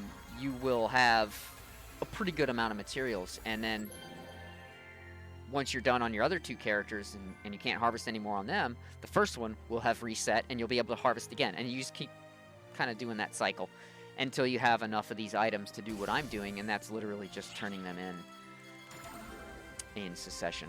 Now this guy is only level 50 something, so I'm not sure he'll get the full million. Let's see. Yeah, so he will only get... Oh, no, he'll get 1 million. Yep, he'll get 1 million as well. So let's do it. No, I'm not trying to use this cake. It's too late. Alright, so let's do it. Here we go. Turning all these straight down the line. Oh, yeah, I have to do them one at a time because he's already got enough client orders. I can't actually do all of them at once. I don't even know why he has so many client orders on him like that. It's kind of ridiculous, I think. I should do something about that right now. Let's go to client orders, and let's go through here, and... Oh! That's why. Alright, let's talk to Franca. おはようございますこんにちは I like to always do Franca's orders and turn them in, because once she gets happy with you, she'll give you a present, and that present is 5 miracle rations. Super awesome, super helpful. And again, that's when this little present bar is full, and it's from doing so many missions for her that eventually it fills up. It does take a little bit, but totally worth it. Alright, now I should be able to accept some daggum orders. Alright.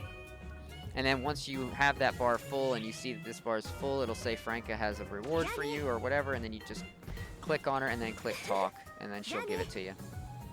Alright, now I can go back here and take care of the rest of these.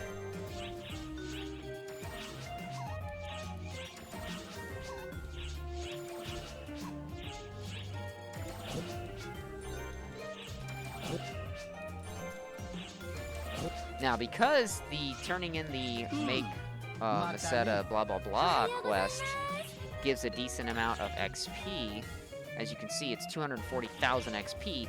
I'm going to go ahead and take advantage of that by going back to the gate area, swapping to my hero class, because I'm still leveling hero to 50 on this guy. And then I will accept that reward then. Just got to be smart with your XP rewards. You know, if you're leveling up a class or something else, use that, turn it all in when you're on that specific class.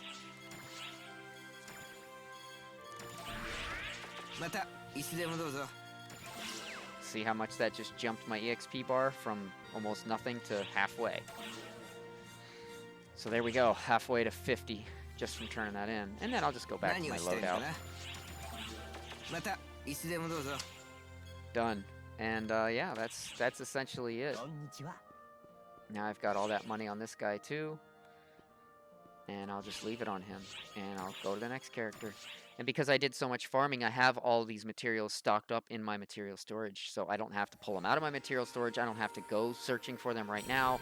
However, I have a feeling that the more of these I do in one day, the quicker I will come to that situation. But let's see, we've done these 3. We'll do Willow. Let's see if Willow has any stuff we can turn in here.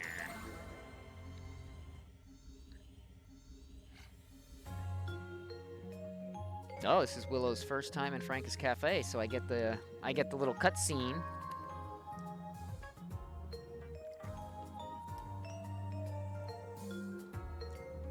It's kind of funny. I've never been here with him before.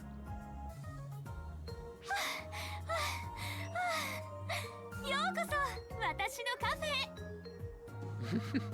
ここではギャザリングで活動するアークスのお手伝いをしているの Alright, we can skip this. Alright.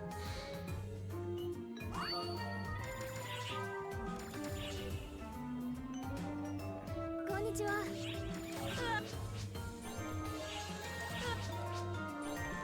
Guy's got a microwave on his back. I think that's a trip.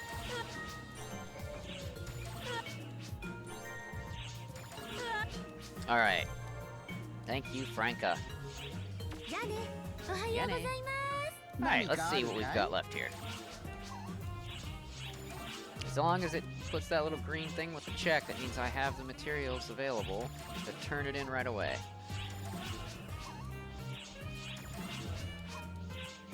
It's nice to already have the stuff already saved up, stocked up, because man, it's really a pain when you have to go search for it on the cusp.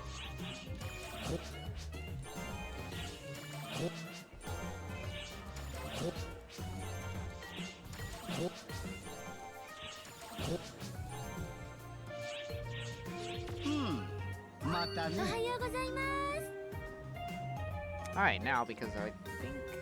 What am I on this guy? Still a fighter too, right? Yeah, I gotta switch him to back over to hero, and then I'll accept that reward. Maximizing that EXP. Excuse me. We'll go here, here, and then we're gonna go ahead and accept that reward.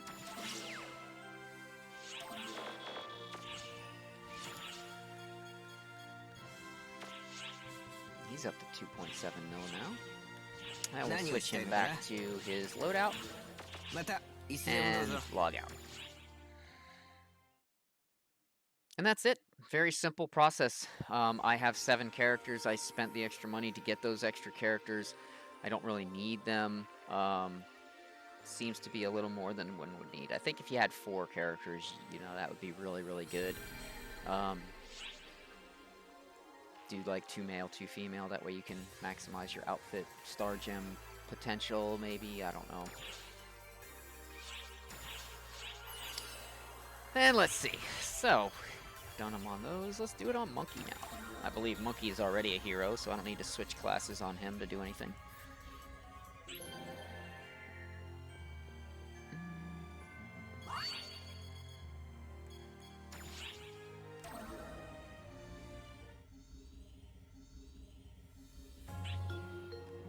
Alright, he's got a bunch of Francas to turn in too. Look at that. We just love working for Franca. She's the best. Makes us all kinds of sweets and treats.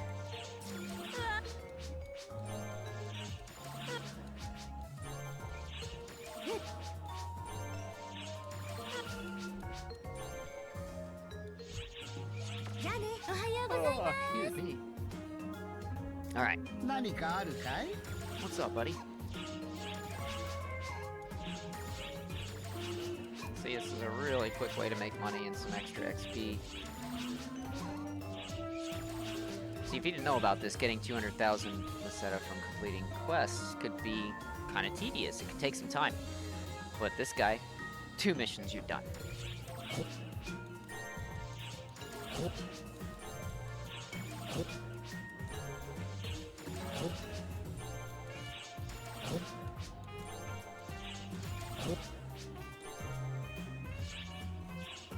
That's it. Done. Now we got that one done again. See how easy it is? Super, super easy. And he's apparently backed up on some rewards.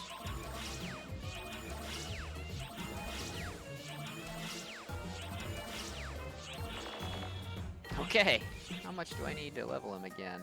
2,000. Really? I'm gonna go grab one of my 15k EXP tickets, and he'll be level 56.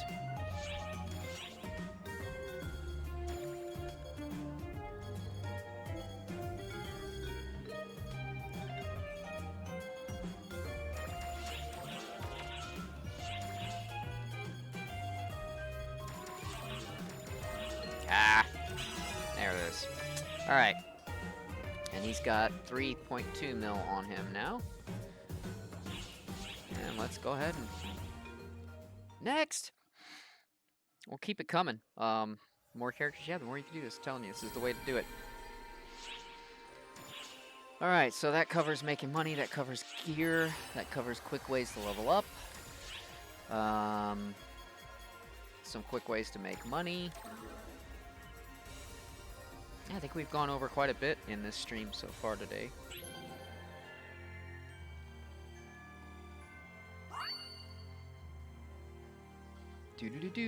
Do. All right, now,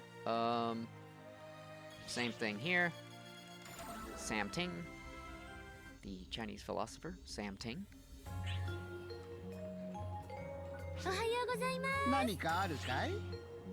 She's never turned in a bottle before. Probably don't have a lot of bottles. I would imagine that's gonna be the first one that I will run out of because they are the most recent to come into fruition. Why do I have so many quests on her now?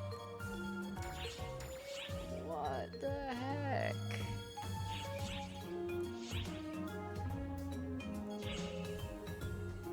Alright.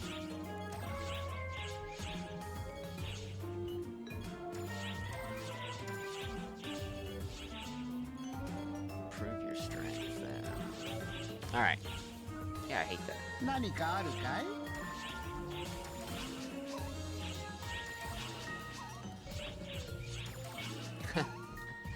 Alright. Now we're gonna turn them all in. Get our money.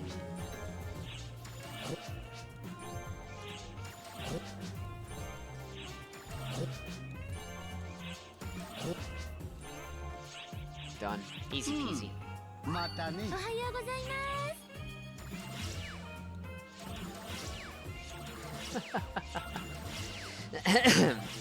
Here we are again.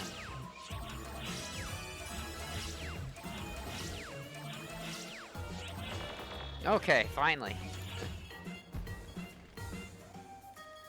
Alright, she's up to 2.6 mil. So now if I needed to, I could consolidate all my characters together and have, you know, like 10 mil just between them, just from doing that. You can make a lot of money. 1.6 mil for each character that you do it. So that's what, 11 mil or so a week. Oh, I think that's all of them. 1, 2, 3, 4, 5, 6, 7. That's all of them. Wait, I didn't do Sassy Cat yet. Sorry, that's not all of them. There's one left. One left.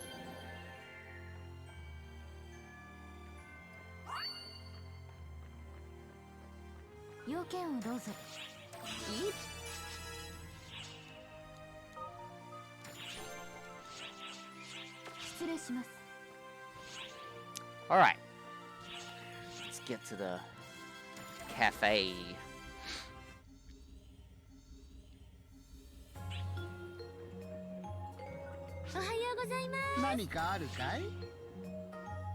All right. Still had enough of those. Still had enough of those. Still had enough of those. And that. Did I have another empty bottle? Yes! Alright, cool. So there we go. Another one done. It's all 7 characters done. It's 11.2 million I just made. From turning in some stuff I already had sitting in my storage. So there you go. Quick, easy money.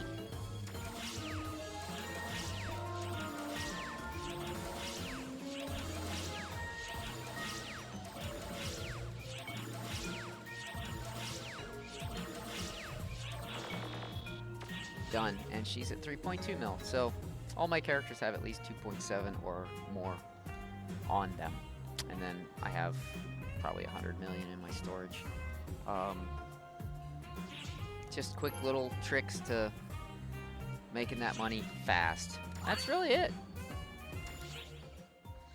So we've now gone over my gear, my weapons, my gear. We've gone over quick ways to get EXP. We've gone over some ways to change outfit colors. We've gone over ways to register your partner character. We've gone over ways to make some quick money.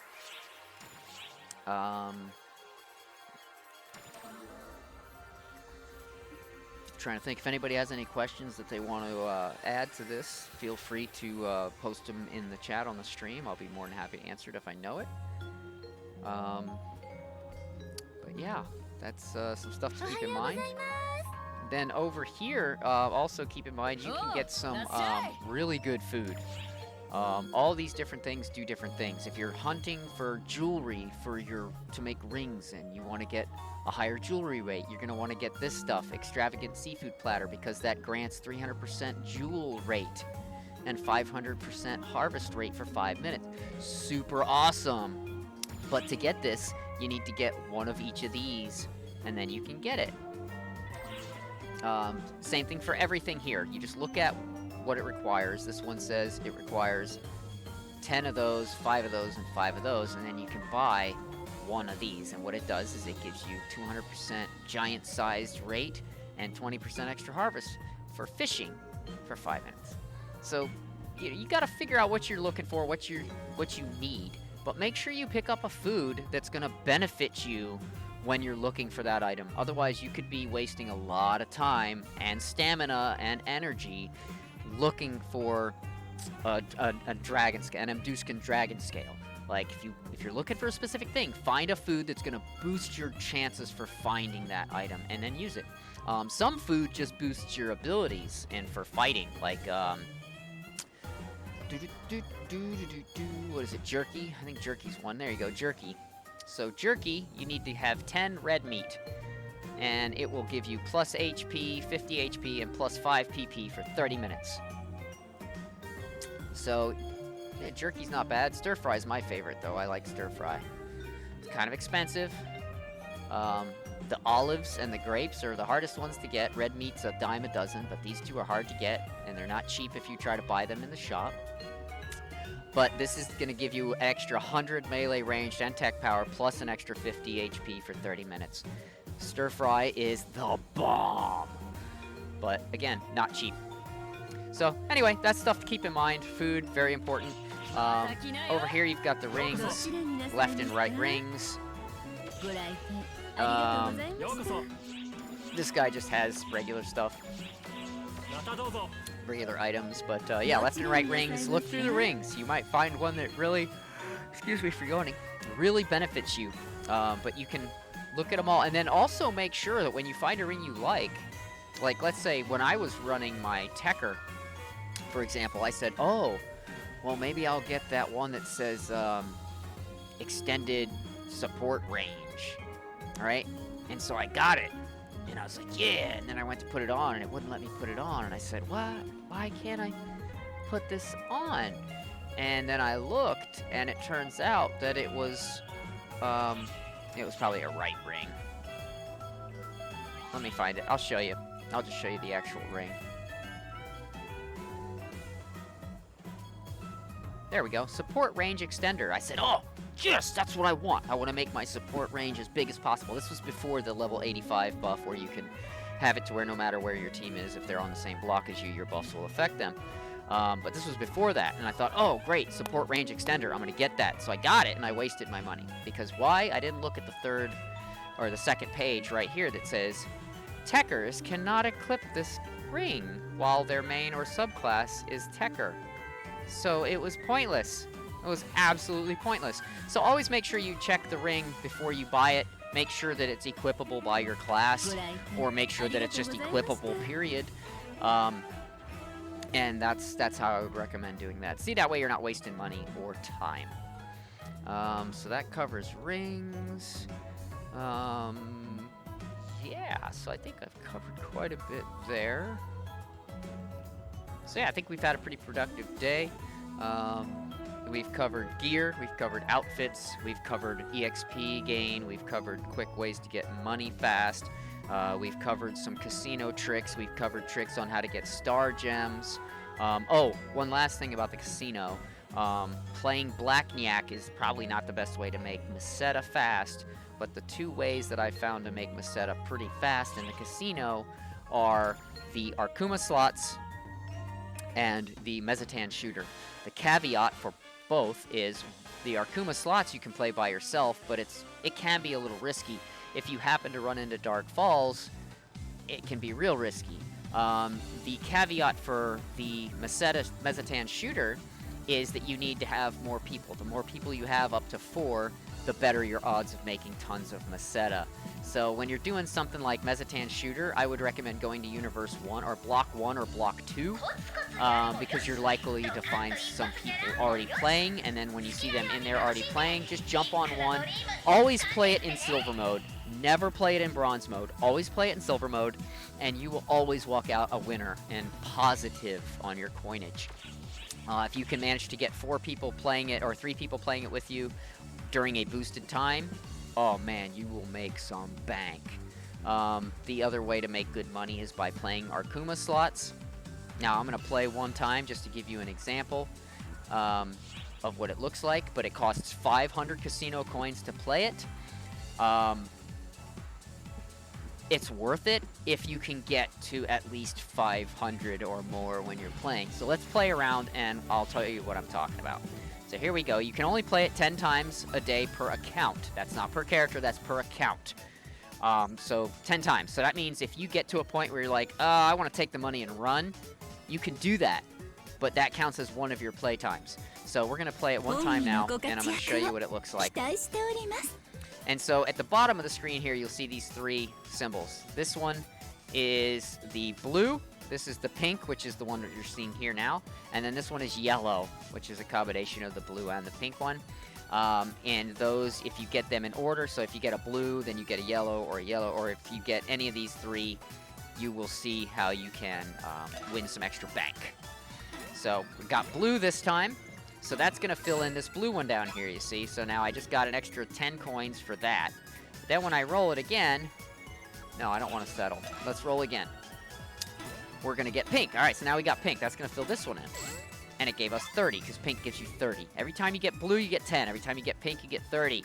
Unless it's a boosted day. And anytime you get yellow, you get the 50. So we're going to play it again. Hopefully we get yellow. If we get yellow... All right, we got pink. So we got another 30. But it doesn't fill this one in here. So we need to get yellow to fill this in, and when we do, we'll get that 100 bonus. So right now we're sitting at 70 coins, and now we're going to be at 100 coins. The idea is to get these to flip down here. Alright, see, now we got the yellow that we needed. Boom, now we got an extra 100, plus we got the 50 for the yellow landing. So there we are at 250 now. See how that works? Now, when you get any of these red guys popping up, which I'm sure we'll see sooner or later, that's when you can choose to either continue or take the money and run, like I was referring to earlier. So we keep getting these yellows, and I don't mind. I'll take yellows all day long, because that's 50 coins. It's better than blue and pink. And alright, here we go. So this is a Dark Falls fight. So now we can choose to fight him, which will require us to choose one of these 4 positions. So one of these 4 positions is bad, and the other 3 are good right now. If we succeed, let's say I choose this one, and we succeed. Let's see if we succeed. We lost. Okay, so now what happens is he hits us, we lose all of our money. So we just lost the 500 that we got for playing, and we lost all the coins that we had allotted. So we really lost like 850, but we only really lost 500 from our casino coins. So now I'll play it again. You see how I can only play it 9 more times now because I lost. If I had won and I continued, it wouldn't have done that. It would have just continued until I either back out or lose. So we're going to play it again, and we're going to try for better results this time. Normally you want to get to at least 500 coins in the top right before you run into falls. Otherwise, you're going to be walking away with less than you walked in with. Unless you win, and you can totally win, because the first time you fight falls, there's 4 of them. 3 of them are winners, 1's a loser. The next time you fight him, there'll be 3 of them. 2 will be winners, 1 will be a loser. The next time, it'll be 2, 50-50. So normally I fight him on the first time around, because normally your odds are pretty good about winning. I just got really unlucky. But second time I fight him is normally when I take the money and run. Alright, so we've now completed that. Now, as you can see, now the bonus for getting all 3 at the bottom has gone up to 300. After I get these 3 again, it'll go up to 500. So it gets to be a really quick way of making casino coins really quickly. Unfortunately, it's risky too. Not near as risky as the other stuff in this casino, though, if you ask me. I would say this is one of the more assured ways of getting casino coins. But, like real life, you have to have money to make money, right? So you've got to have at least 500 casino coins to try this in the first place. And then you better hope that you get farther than I did. Oh, we got more yellow again. Thank you for the yellow. Can I get a pink, please? So I've got red again. Great. I'm only at stage 9, and I've already gotten Dark Falls, so I'm going to get the 4 falls. And I'm going to choose one. And I'm not going to choose this one, because that was the one I chose last time and lost. I guess I'll go with this one.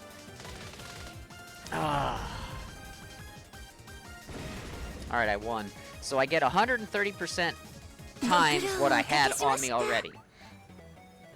And I get to continue playing. So now you see I've got 494 coins.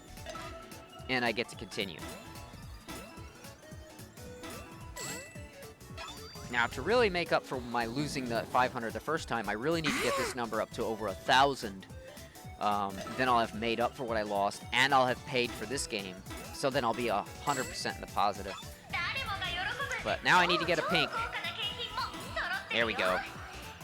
Now, once in a while, they won't all be the same color, and then you won't get anything. And that's when it really sucks. But, alright, so now I'm up to 884, and I'm at plus 500 bonus now. So if I get a blue, pink, and a yellow again, I get another 500 on top of the coins for all of them.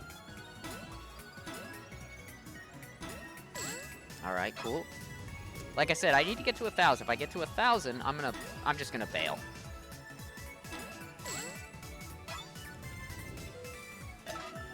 The higher the stages, I'm at stage 15 right now, but the higher the stages at the top, the lower your chances of beating Falls when you see him.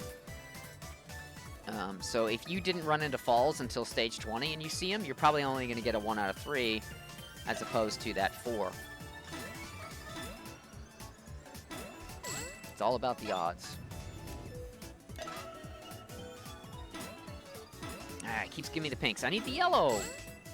Come on, just give me the yellow and I will be a happy camper. Bloody pink. Alright, well, I've made it over 1,000. I'm going to keep rolling, though, because I'm going to keep going until I run into Falls again. But instead of fighting Falls the next time, I'm going to back out. And then I will literally take all my money and walk away. Because you do not have to fight Falls when you crash into him. You can back out. Alright, so now the bonus doesn't go up any higher than 500 down here anymore. And I've run into Falls. And as you're about to see, it's probably going to be like a 50-50. Yep, 50-50. So I'm going to take my money, and I'm going to exit. And I just walked away with 1,500 casino coins. And I didn't take a chance on losing. Now, if I was really ballsy, I could have fought him, and if I won, it would have been like 150% times what I already had. I would have had a huge amount of casino coins, but I don't want to lose. So, we're going to play one more time, and then we're done. But that was a really good roll just then. That was one of the... That's kind of what you're looking for when you get in there. But anything over 500 when you go in is going to be a win. So, your goal is to get to that 500, though, because it costs you that to get into the game. And the quicker you can fill up those bottom ones, man, the quicker you'll get there, too. Come on, blue. Yeah. There's 100, 200, boom, boom, boom. Easy peasy. Now I just need to not run into Falls and get one more completion on the bottom, and I will have succeeded in my task. But if I do run into falls, I'm probably gonna have to fight them because it's still early on, and I'll walk away a loser if I don't. All right, so there's the blue. Now we just need a pink, and we are gonna walk away. Well, we're gonna keep rolling until we hit falls, but now we can walk away, and we have made money on this game. And now we're just gonna keep going until we get to falls, and then once we hit falls, we'll just back out.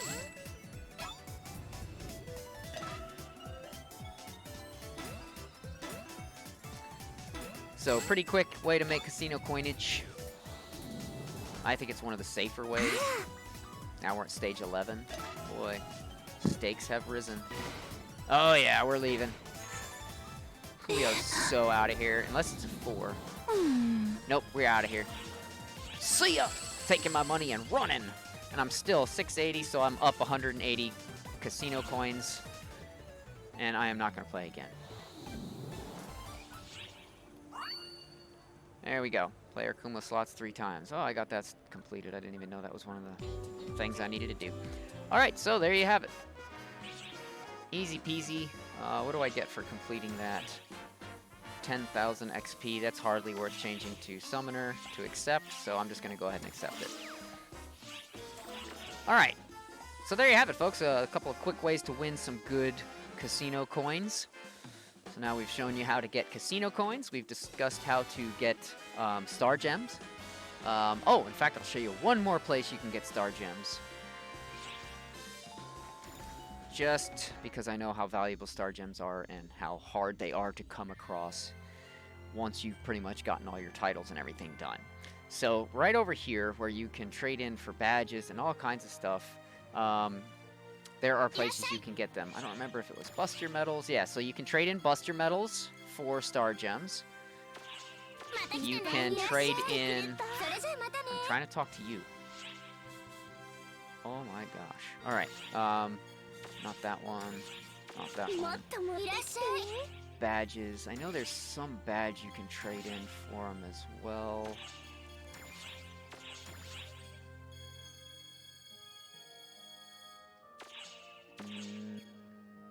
Oh, maybe it was Rising Weapons. No, maybe I'm thinking of something else on that. But yeah, there's more places you can get star gems. Hang on, we'll figure it out. Limited time. There we go. There it is. These are from battle coins or whatever they're called from doing PvP. So if you PvP, you can get use battle coins and get your star gems here, and you can get your star gems from the Buster Medals as well. So there's several places you can get some star gems if you need to re-up your star gem game. Yeah,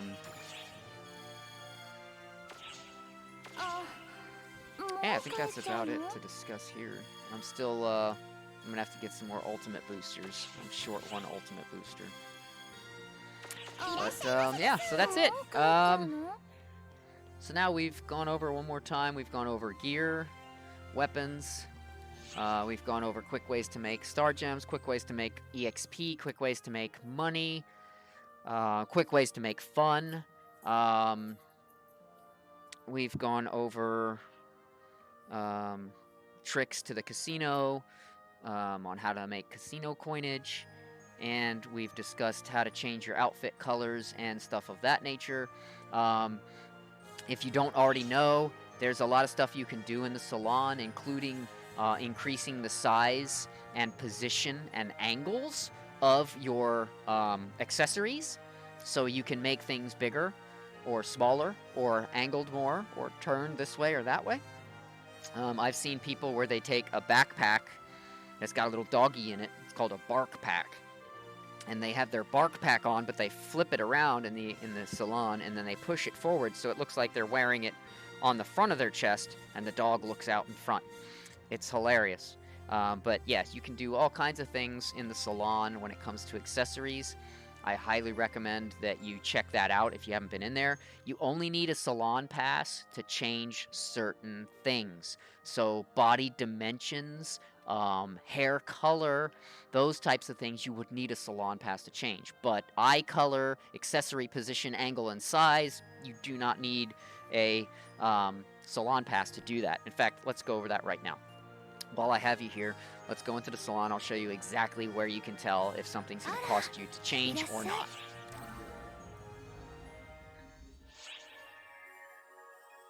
Alright, so here, you want to change your base face type, that's going to cost you a salon pass. Anything with the little star gem symbol is where you would need that salon pass to change it. Anything that doesn't have that, you can change for free. So, obviously, face variance, iris pattern, color, eyebrows, all these things you can change for free. These things you cannot. Hairstyle you can, but hair color you cannot. Simple body modifications you can, but advanced modifications you can't. So you would need a salon pass. Now, with that being said, if you wanted to change all of these things, you only need that one salon pass. You can go in there, you can change, make all these different modifications. Then when you go to confirm and change, confirm changes and exit, it will say you want to use your salon pass. You say yes, and your salon pass will cover all of those changes. You don't need a salon pass for every different one you want to do. But yeah, I mean, I change my outfits all the time, and I change my color scheme a lot. So I use salon passes a lot for changing my hair color. But aside from that, I haven't used a salon pass for anything else. Just hair color. That's it. So anyway, now we've covered stuff in the salon. We've covered outfits. We've covered gear. We've covered weapons. We've covered quick ways of making Meseta. We've covered quick ways of making EXP. When you get stuff from drops, always look at the items and look them up via their augments, not just by their slots. So, for example, I'll just go into my storage here where I have some items. So this guy here, he's a 5-slot, and it's got Apergina Reverie and Apprentice Soul. So for that item, I wouldn't just look up item market prices, right? Because that's going to be 3K. That's not really what this sword is worth. I want to look under augment market prices, 5-slotted augment with those 2 augments, and tell me how much is it worth now. Okay, 10K. That's not much more. But the bottom line is it's more. And you can see how quickly that price goes up. If somebody just buys 3 of those weapons, now it's up to 30K. And it goes up pretty quickly. So always look at your augments and your weapons like that. So, like, for example, this 8-slot one. Let's look at this guy. 8-slot with Apergina Soul Reverie. Search all weapons. 1.1 million. So I could sell this weapon right now for $1 million. Right now. Done. $1 million in my pocket. But I'll hang on to it. Because I have plenty of storage. I've got all these storages. So I've got plenty of room. This one's only at 341, this one's at 215, this one's at 80. This one's getting kind of full, but this one's because it's almost all armor. So, and we look at armor, it's the same kind of thing. I'm going to sort these by augments, so it shows me my highest augment levels at the top. And let's see, this one here, let's go check augment market prices, search, 1.6 million for that one piece of armor. And there's only 4 of them in the shop. So really what I could do is put it in there for even 5 million if I wanted to, because there's only a few that have to be bought before that one's going to be needed to be bought, right? So, point is, don't search, and I'm going to search the same item by regular item market prices, and look, 22K. But if I search it the right way, by augment market prices, boom, 1.6 million. Huge difference. So don't misprice something or short yourself out on some good money when you didn't search it the right way. Here, I'll search this guy, see if that's worth any money. 733K. Still, not millions, but a lot of money, right? And this is a unit that is 10-star. This one up here is only 4-star, and it's worth $1 million. So, you can't go by the star rating on how much it's going to be worth. You have to look at the augment and the number of slots. So, yeah. If I wanted to, I could start going through these 490 armors, and I guarantee you I've got a lot of money just sitting in here. But I'm lazy, and until I start really needing money for something, like I'm sitting on 110 million, and then I have 9 million on this character, and probably another 10 million between my other 6 characters. So I'm not, like, hurting for money. I'm not rich by any means. Not even close. But I'm not... There's nothing I need right now. I've got my sword, my armor, everything else, I'm good. So, so I hang on to that stuff and I hoard it. And, you know, maybe those prices will come down and it won't be worth anything when I go to sell it. But some of those items will become more valuable by the time I go to sell them. So you always have to keep that in mind. It's really tough playing the market, especially when Sagak decides that they're going to pop in there and start doing some shady stuff.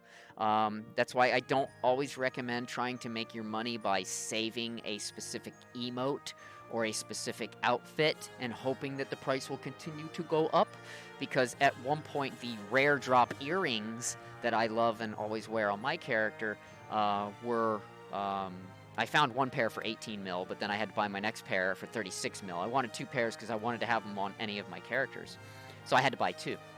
So I ended up spending almost 50 million to get those 2 pairs of earrings, and I was stoked. But then I looked, and after a few weeks, they were up to like over 100 million for 1 pair of earrings. 100 million, and I was like, wow, these are cool, and they're super rare, and they're valuable. This is awesome. I didn't have any to sell, but I was still proud to wear them. And then, of course, Sagak decided that they wanted to make them so readily available that everybody could have them.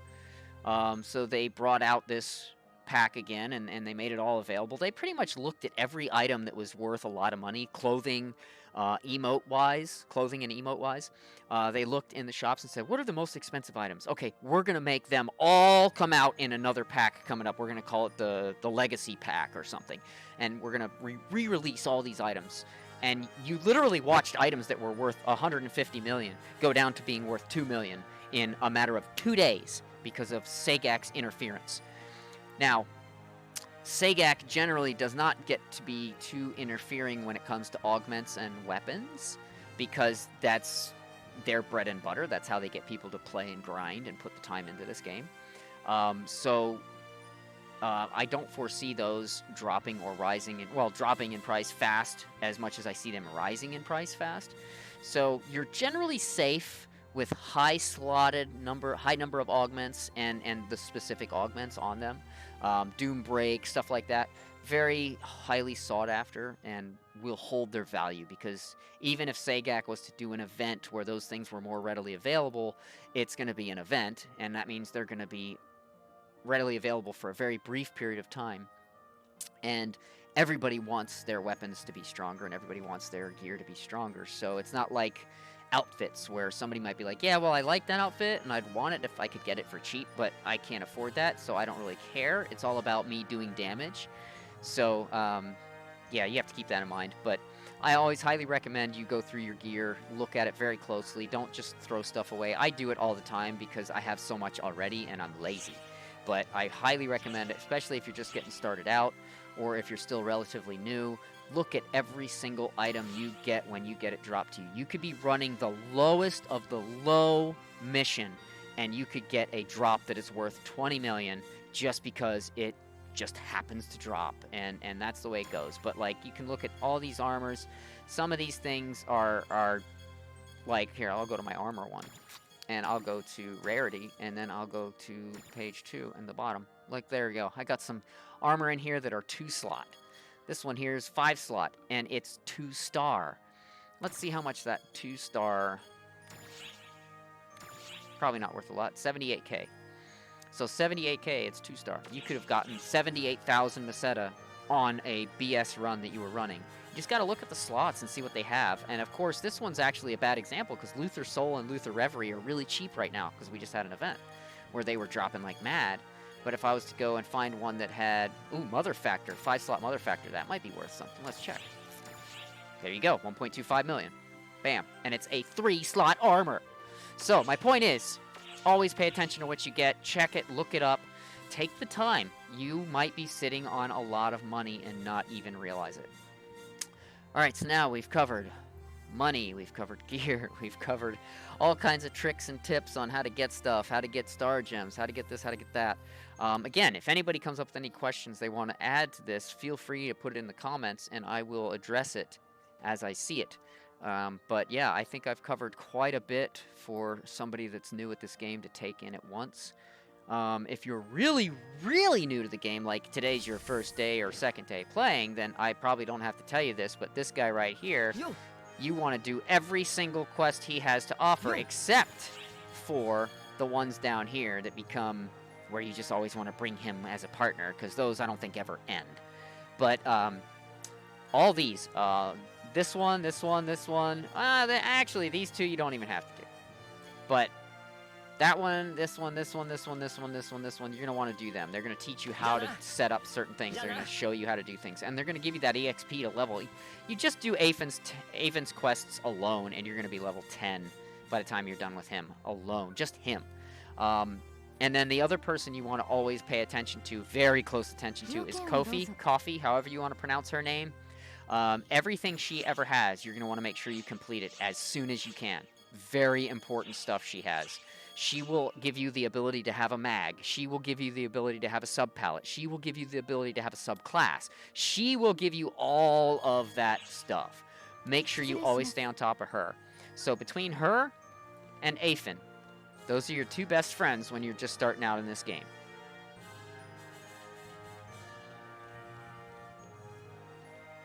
And yeah, so we've gone over daily crafting, we've gone over gear, we've gone over weapons, we've gone over eggs and how to get EXP eggs, and how to get photon spheres, and how to get tons of EX cubes.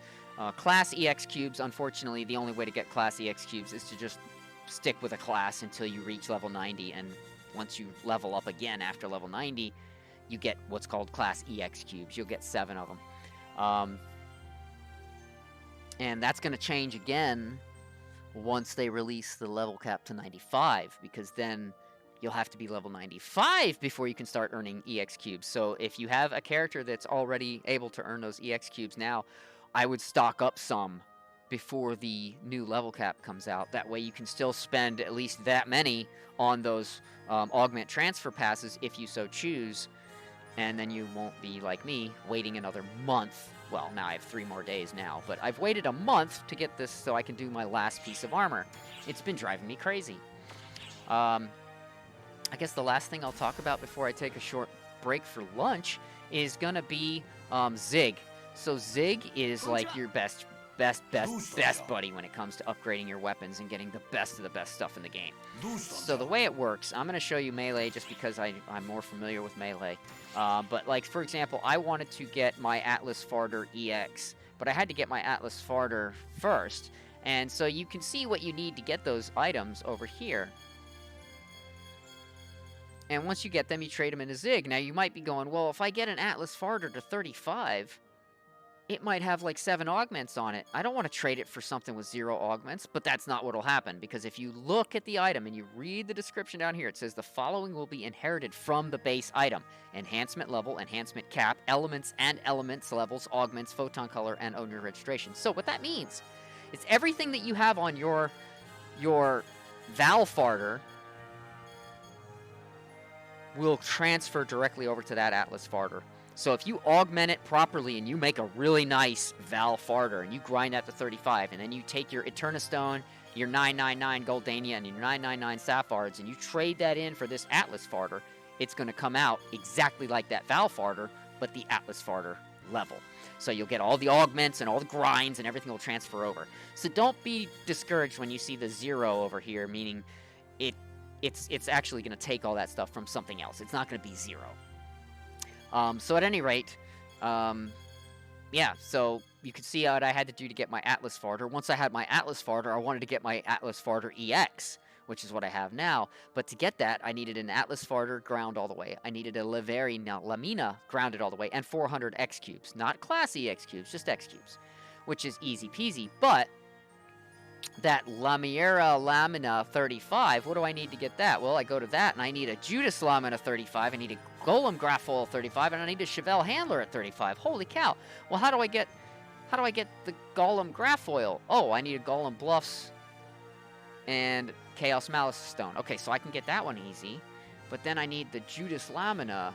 How do I get the Judas Lamina? See, you're going through all these little lists trying to figure out what you need, and it's a lot of work. It really is. To get the Chevelle Handler to 35, I needed a Clesis Handler at 35 and 60 Chevelle boosters, and then I trade them in for a Chevelle Handler, but because I'm trading in for the Chevelle Handler, I have to have 6 of them to be able to grind it to 35. So that's the caveat. But if you get a Chevelle Handler to drop, and it's not the 0 slot or the 4 slot that you can get from the trades, then you could actually grind it to 35 without having 6 of them. That's the caveat. So any weapons that you trade for in a trader like this, you need so many of that particular weapon to grind it to 35. So, for example, if I wanted to grind my Clesis handler to 35, but I got the Clesis handler from the trade over here in the upstairs area, I would need 6 of them, because you'll clearly see it'll say the maximum upgrade is 30. Now let's see, which one was that? That was I think it's the badges. All right, so here we are. I needed the Judas Lamina, right? So if I was to buy this, it costs me 50 Rising Weapon Badge 4s. And I'll get 1. But if you look at it, right here, maximum 30. Enhancement level, maximum 30. That's because it's an item that you're trading for from the trader. That actually will go to 35, but you need 6 of the same weapon to do it. Once you do that, then it will grind to 35. But you always want to keep an eye out for that. If it says 30 maximum, you're going to need 6 of them. So suddenly you go, oh, it's only 50 weapon badges 4 to get one. Yeah, but you need 6 of them, which is actually 300 rising weapon badges. And then you would get that one done. And that's just one of the many that you need to get the sword. Bottom line is, talk to Zig. Start talking with him now. First and foremost, you should absolutely do the client order that gives you that augmenting weapon. The Augmentalist, it's very important that you get that weapon carried on you at all times. Just always have it in your inventory. You don't have to have it equipped. As you noticed, I can't even equip it because I'm not that weapon type. I can't. But it's on me. It's in my inventory. It's still giving me the benefit. I can assure you that all the stuff I get has a higher level of augments than it used to. Alright, so I think I've given you a great deal to chew on. I think right now I'm going to go ahead and get some food on the way because I'm starting to get hungry. So I'm just going to go ahead and stand here and dance, and I'm going to throw my online status to away for now, so people know that I'm not actually here at the keys right this minute. And we're going to take a very, very, very, very short break while I order some food. I'll still be here, but I'm going to shut my camera off, and I'll probably end up muting my mic just so when I'm making my food order, it's not on the stream. But yeah, we will be back. We'll go through some more stuff here in a little bit. And again, if anybody has any questions or any questions on stuff I've already gone over or stuff that I haven't gone over, please leave comments in the chat, and I will do my best to answer them as soon as I return. All right, talk to you guys soon.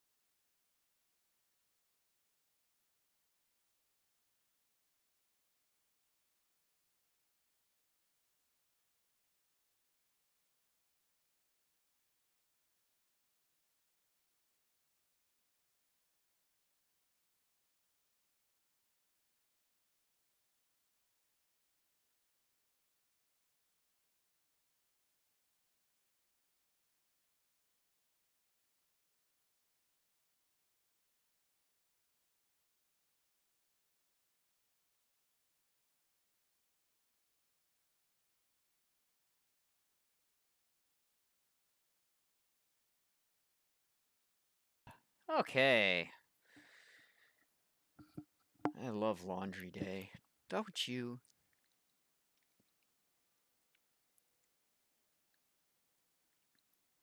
All right. So, we have gone over a plethora of information.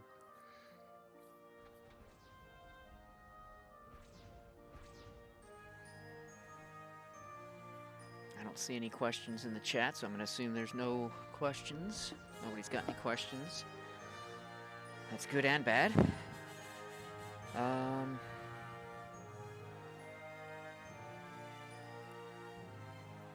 I'm not really sure what else to discuss or bring up at this point. I'm probably just going to start running a few missions just to, you know, practice my timings and kill stuff. Oh, I'm going to change the color of my Dark Blast, too. I think I'm over the pink Dark Blast.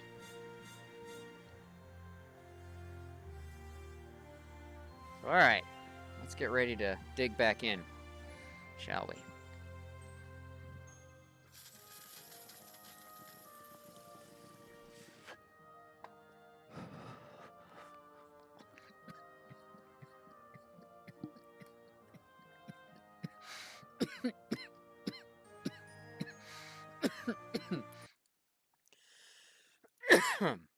Alright, so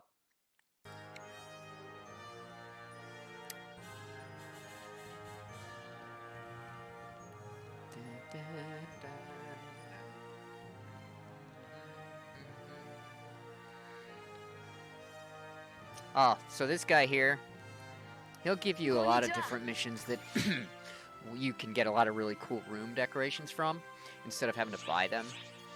If you just scroll through the different missions and then just literally look right here, you'll see all the different things that you can get from him. Monolith, that's what they're called, monolith. The monorail. So the monolith, when you're doing the ruins and you cleanse the monoliths, you'll get that buff. But yeah, anyway, so all this different stuff you can do from him, they're easy missions. You just need to, like, observe something. So just, like, when it says, like, observe heavy rain, right? That just means you have to be on a map where it's raining really heavy, and then it will complete. And then you'll get that cool room decoration that you can then put in your room. And some of them are really cool, like the circular tile. That's actually really cool. It's bigger than you would think. May has one, I think, in her room. I could always show you later. But yeah, so he's really cool for room decoration stuff. Lo has some... Io has some things that you'll have to do once in a while, like Party Maneuvers 1 and 2, to get certain things. I would highly recommend you go to the PSO2 website and look up the different events that are going on, because sometimes you'll need to complete Party Maneuvers 1 and 2 during a specific time period, and if you do that, you'll get like an emote or a special this or a special that. This guy also has a few missions that you can get cool room decorations, like the Rappy. And then he's just got other stuff where you can get grinders and stuff like that. But if you want the Rappy, that's where to get it. And, yeah. People everywhere, some of them, when you talk to them, after you talk to them, they will then be available for getting you quests. Some people will not. Like this guy right here, I had to come talk to him first, and then once I talked to him, it unlocked client orders. So now he's got a bunch of client orders for me. And, she doesn't, but I unlocked her card by talking to him. So anyway, it's kind of weird the way it works, but I highly recommend that you talk to everybody that's around, and then click on them again to make sure that they don't have another dialogue for, like, client orders.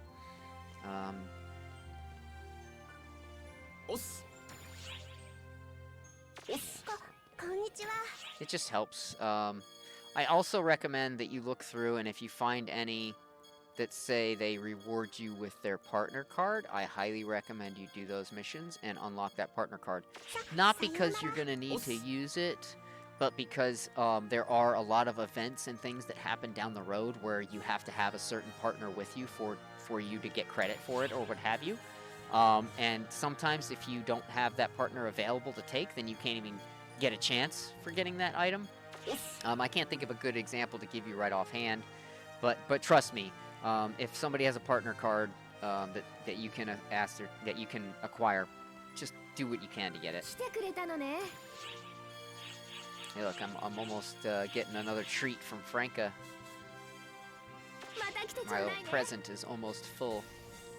あんたか。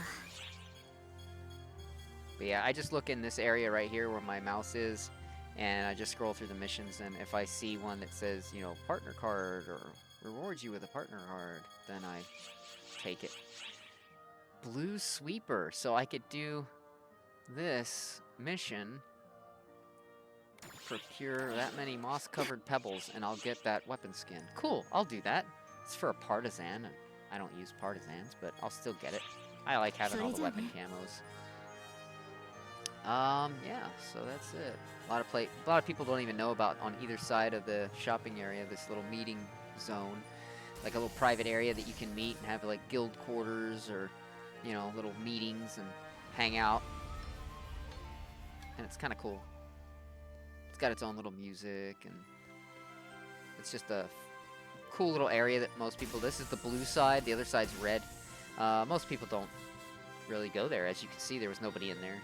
I have yet to ever see anybody in there. Same thing down here, little meeting areas that you can hang out, chill, that aren't in the main area.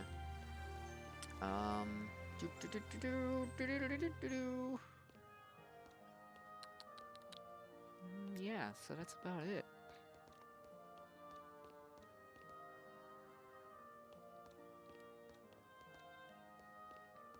Now, what mission did I need to do for this Joker? Oh, look, there's May! Heck yeah! My friend. What's this? Like for like. That is hilarious.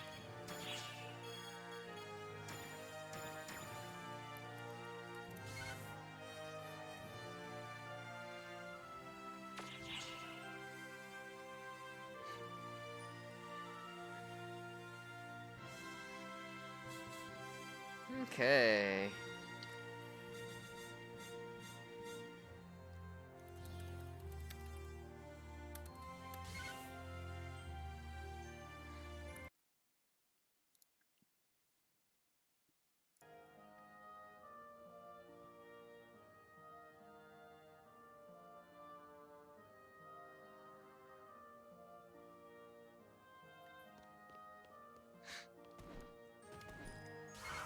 Oh, excuse me.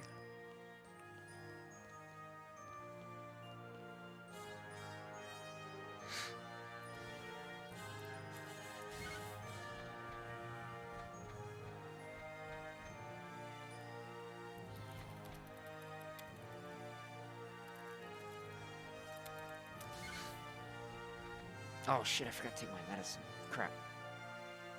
Garbage. That's garbage. I gotta go take some medicine. Man. Oh, my food will be here soon.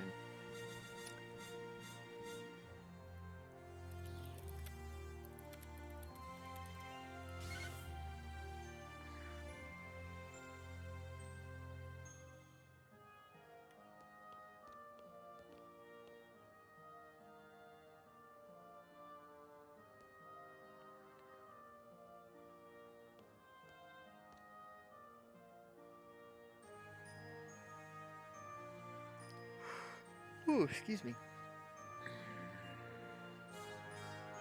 Alright, I need to hobble upstairs and get my pills, take my pills. Alright, I'll be right back. I'm gonna hobble.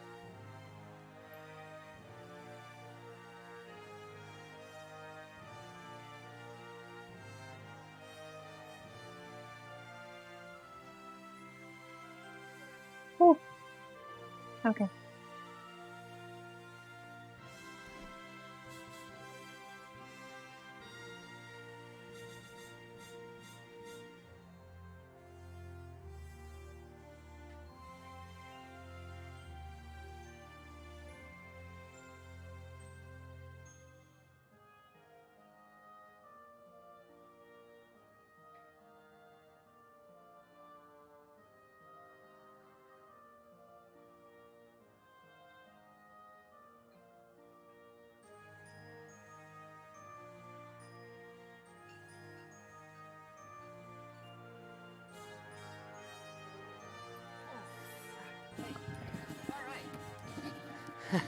Sorry about that. I had to run upstairs and grab my medicine. I forgot to take my fucking pill. How you doing? Tired.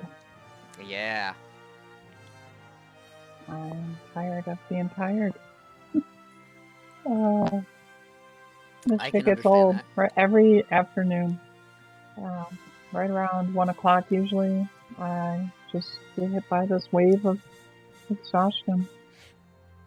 Are you still feeling sick, or? No, actually, like well, my throat bothers me a little bit at times, and I am still occasionally hacking up something.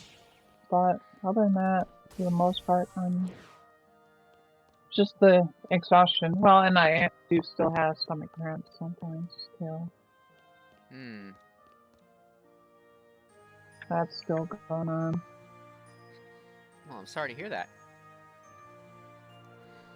How are you doing today as we compare bad crap? Oh, I'm doing all right. I'm doing all right. I just ordered some McDonald's so I can wolf some food down. I Really hope that crap doesn't end up coming into your guys' house. Yeah, me too. We have a friend of ours coming over today.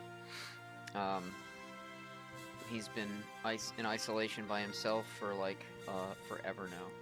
So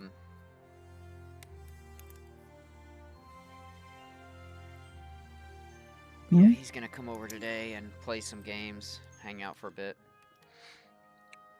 He's gonna be here around 3 o'clock. I can't seem to get over the 3-viewer hump. I was at 5 a little earlier. Keeps bouncing around a little bit. I've got to get it over 3 though. I've got to keep it consistently over 3 so I can get that average viewer number over 3. Yeah. It's really tough because I started out with no viewers for so long that it's like killed my average. So yeah, I keep bouncing between 3 and 5 viewers right now. Right now I'm at 3. But I just came back from being AFK for 2 minutes, so who knows? Oh.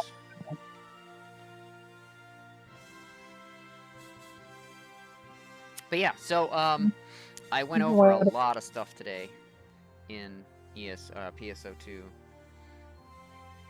Like a lot of stuff. So I think it's gonna be a really good video. What are you up to? Right this minute? Nothing. I literally just